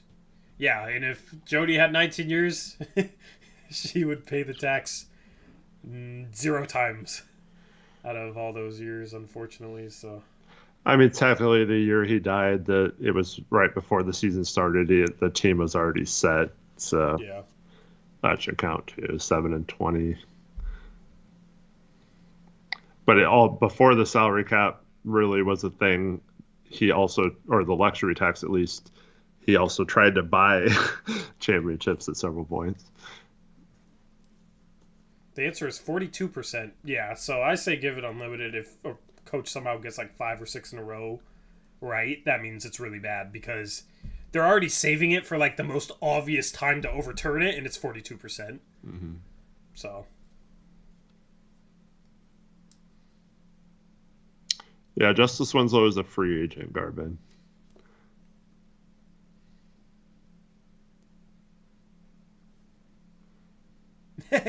Okay, Gray's asking a question I've always wondered, actually.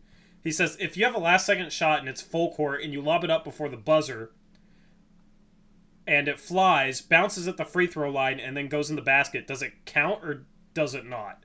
So, like, 1 second left, you throw a half court, the buzzer goes off, then it bounces and goes in. Does that count since you got it off beforehand, or did it hitting the floor mean, like, the play was dead? I think once it hits the floor after the time is over, I think that is it. But I'm not 100% sure on that. I wonder if there's even a rule regarding that. I know it only counts as 2 points versus 3. But is that true? If it bounces inside the 3-point line and then goes in, yeah, it would only count as 2. Oh, it has to bounce outside the 3-point line. Okay. Right, yeah. That's strange. I didn't know that. Like if you stand at the 3-point line and throw it off the ground and it like a bounce pass that goes into the hoop, that would only be 2 points. Then I assume since the ball touching the ground establishes something, that it would establish the end of the game. Yeah, probably. I don't know. But I've wondered that before, actually. Also, I've wondered, Eric, like, is it a travel if you jump up, just hit the ball against the backboard and come back down with it? That's a travel, right? If you never let go of it and come down? So that's a travel. Yeah. So, like, if you can let go of it, or no, like, But if you let go of it, it's not a travel. If you're stuck under the rim with, like, 2 on the shot clock, the box underneath? Yeah. Does that count as hitting the rim? Yeah. Like, you could just, like, go up, let go of the ball for, like, half a second, let it hit the bottom of the rim, come back down, you have a new shot clock. Yep. Well, 14, yeah. Yeah, but, yeah, that's interesting. Yeah, any part of the orange is the rim. Yeah. Yeah. That's interesting. Or, like, if you're stuck in the air, like, under the back of the backboard, like, throwing off the bottom, I'm surprised you've never seen that tried before, just in the course of just a play. Dude, I always think throwing the ball off the backboard to yourself, it seems stupid, but that's, like, such an underutilized play when you're stuck. Like, if you know you're doing that, you could get to it before anyone else because no one else knows you're doing it. I just think that's, like, a misused or underused strategy. Oh, absolutely. Especially if you're a big that can shoot, so like they're gonna jump at your mid range or whatever. You brought up Cooper Flagg earlier. That's something that he does a lot. Yeah. Actually. Like I was watching his highlights earlier today and saw a play where he did that. Throwing off the backboard, does it count as a shot attempt? I'm not sure. I don't know either. Does a shot attempt and a rebound?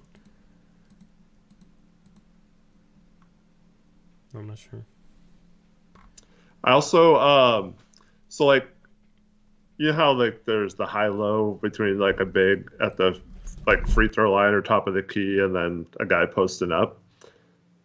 I've always thought it would be interesting if instead of trying to get in front of the defender, the low post guy, he seals him behind and you just throw it off the backboard to him so he could catch it off the backboard. Like a reverse post up, if that makes sense. Yeah, Eric, in high school we had a play like that. Did actually. you? Yeah. Yeah. We called it brick. So we had a 6'8" big, so the ball would be on like one wing and our big would be posted up there, and a lot of people would try and like play over the top, right? So the way of neutralizing it, right? This is the same coach that like would run the air out of the ball. He also had this play, which is just like kind of seems like the opposite of that. But basically, so he'd post up on like the ball side block and I'd be on the weak side block, and I would get a screen to come up to the ball side elbow. So then the ball would get entered to me, and then I was supposed to turn and shoot it like a jumper, but just shoot it off the backboard and you turn and seal. Yeah. And like the first time we ran it in the game, I was just like, screw it. I'm not even going to shoot it like a shot. I caught it and just like basically threw it like a hook right off the bottom of the backboard, just right to him. Yeah. And went up with it. Yeah. And there was, so like the sports reporter for the Columbian would always have like, for the week of games he covered, he'd always have like something interesting. Yeah. And he wrote about that play. Nice. And basically, apparently, so he was sitting with someone and, he wrote this in his article. It was Paul Valencia. He said when that play happened, like somebody next to him was like, "What was that shot?" And then like somebody else was like, "I think he did that on purpose." And then like he realized that it was actually like a drawn up play. Yeah. Like he came to the realization that it was it was a drawn up play and wrote a little like tidbit article about it. So, yeah. Yeah, that's funny that you thought of that because we actually did that. We call it break. That's cool.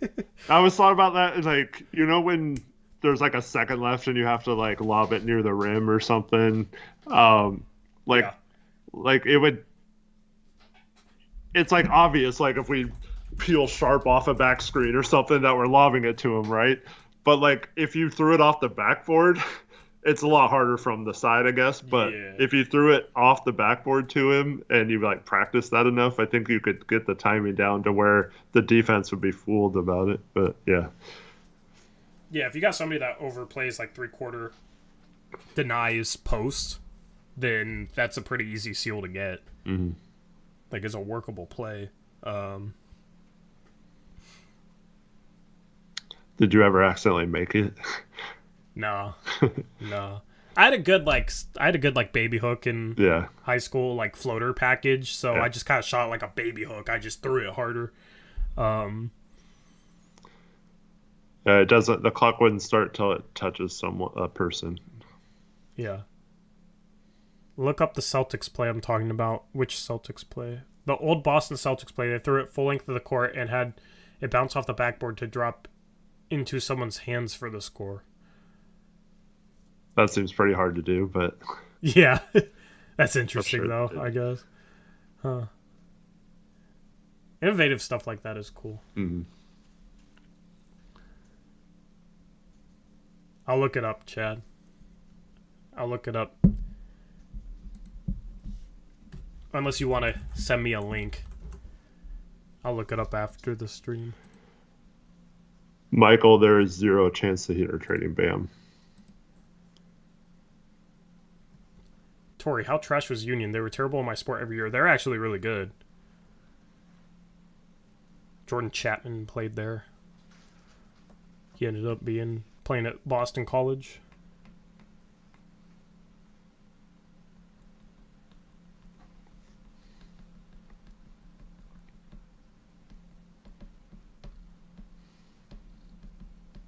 Michael, I don't think Bam's available at all. Yeah, Union was pretty good. Union and then Skyview was trash. Now Skyview is really good. River was really good back then. Now River is mid. We were 22-0 in league when I started my junior and senior year, and that was when we were still 3A. So River used to be renowned, and now they're ran into the ground. New coach just quit after 1 year.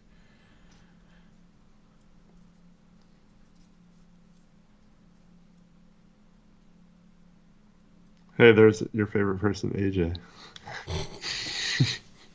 What's up, AJ? I trolled him so hard today.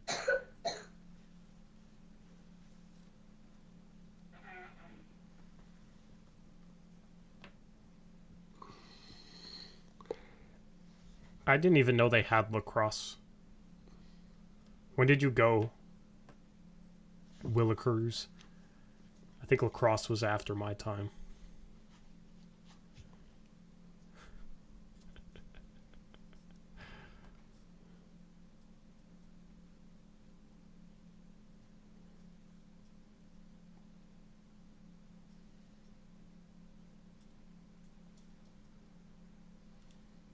Evergreen was okay. Robert Franks played there when I was in high school.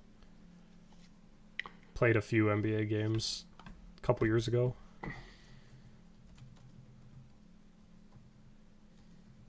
There's actually game footage of me playing versus Evergreen my senior year. Good luck finding it. Actually, I don't know how hard it's going to be to find. Might be easy to find, actually. I don't even know. Maybe I shouldn't have said anything. Did you play bad that game or something? No, I played good. Played good. I can tell you my stat line because I saved it in the description of the video.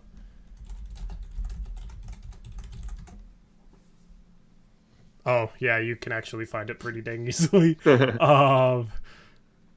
So 16 points, 8 rebounds, and assists, a steal, a block on 5 for 7 from the field, 2 for 2 from 3, 4 for 6 from the line. Nice. Against a guy who ended up playing in getting to the NBA. So, I'll take it. I should have got more shots. They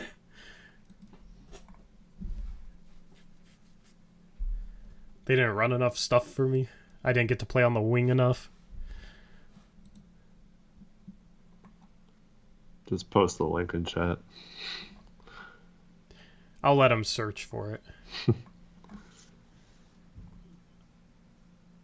They're gonna find like my like workout tape where I included my misses in people. Like there was one stretch where I missed like 4 shots in a row, and somebody was like, "Wow, look at him miss all these shots!" Like somebody randomly found it.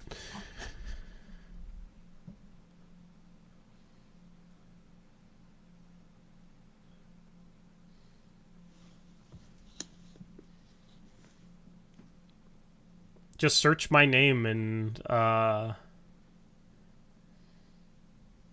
Alright, fine. Alright, I'll give you guys the link. There you go. There's 3 games. You want the game where I was 8 for 12 with 3 boards, 3 assists, 3 blocks? Or no, 8 boards, 3 assists, 3 blocks? 8 for 12?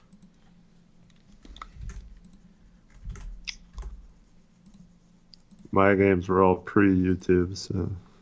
Yeah, so... I would love to watch some old Eric Brandt game tape, but... Sure you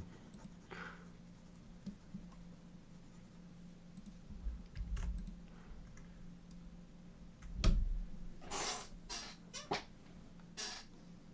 Yeah, you guys can comment on how skinny I was.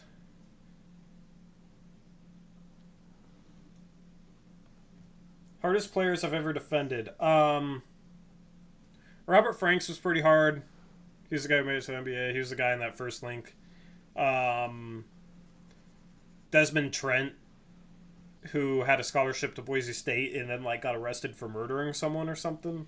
I forget. He was like extremely strong, quick. He was tough. Peyton Pritchard. I didn't really guard him though. I just blocked him. What number are you in this? You should know my number. No. People are asking in chat. I was asking you if you wanted to figure say it out. Chat, you can figure it out. Like I started, I'm one of 5 people, and actually, if you can tell that I'm like one of 3. There's like one guy that kind of looks like me, but there you go, Trent. Yeah, there you go.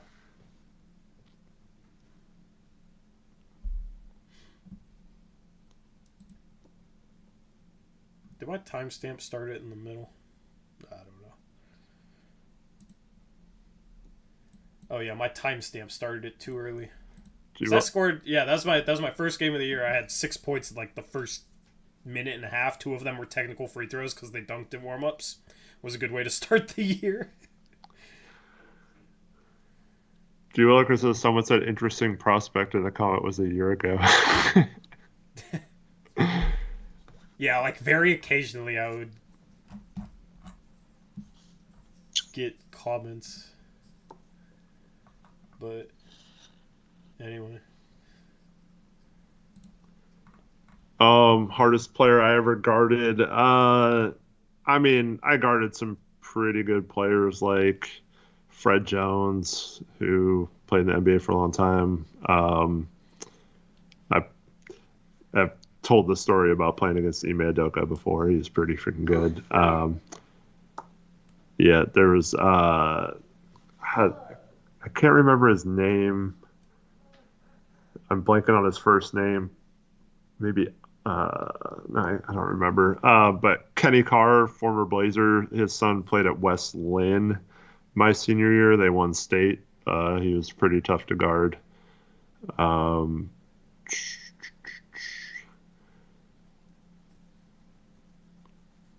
There was, when I was younger, there was a lot of really good players in the state that were.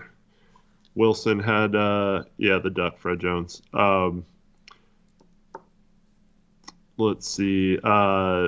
Wilson at the time, it's called something different now, but they had 2 D1 players my sophomore year, Tyrone Manlove and Manlove, what a last name. I forgot the other guy's name, but he started on one of the Utah teams that made the finals. I think he ended up transferring back to Oregon, if I'm not mistaken, but yeah. And then Beaverton had I think his name was Ron Grady, who was pretty good scorer back in the day. Sounds like a hooper. Yeah.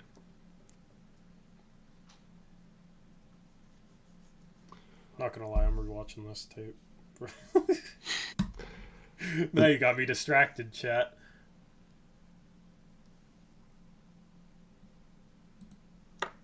Anyway, my live chat's not even updating. Or nobody said anything in like 3 minutes. Oh, there we go.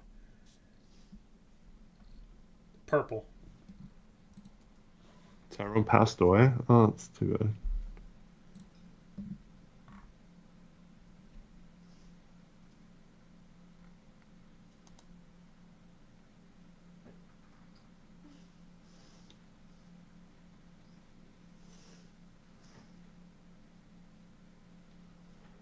Oh, that sucks to hear.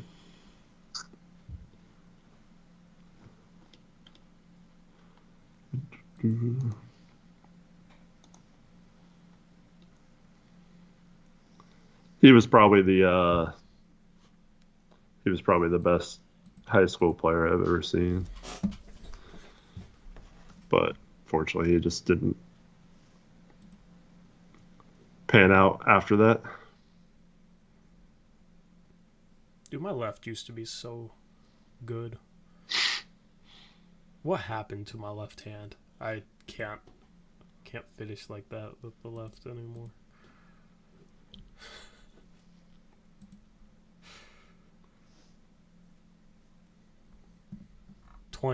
Gray, 20.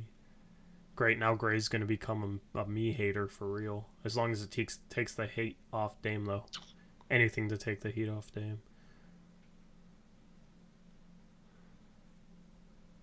Right.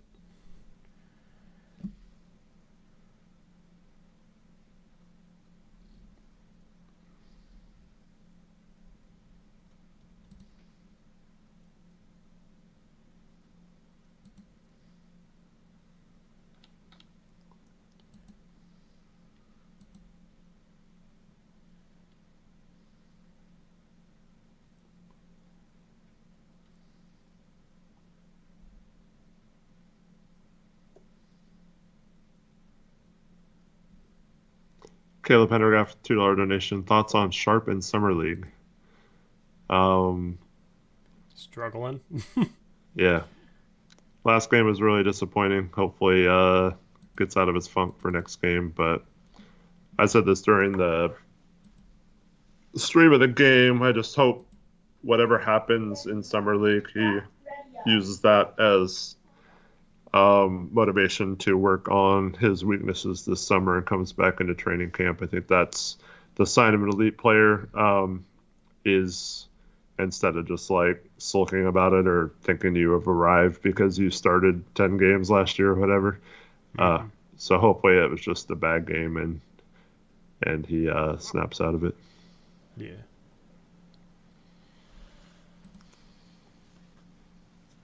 Torrey had no off-ball movement. Bro, everything was a set. Everything was designed.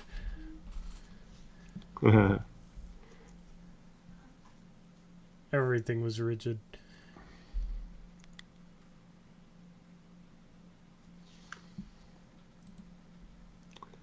Can Torrey dunk? Yes, he can. If you were in the Discord and saw my profile picture, you would know. Does he know? Know what? It's AJ. Who knows? Yeah, I don't know, apparently.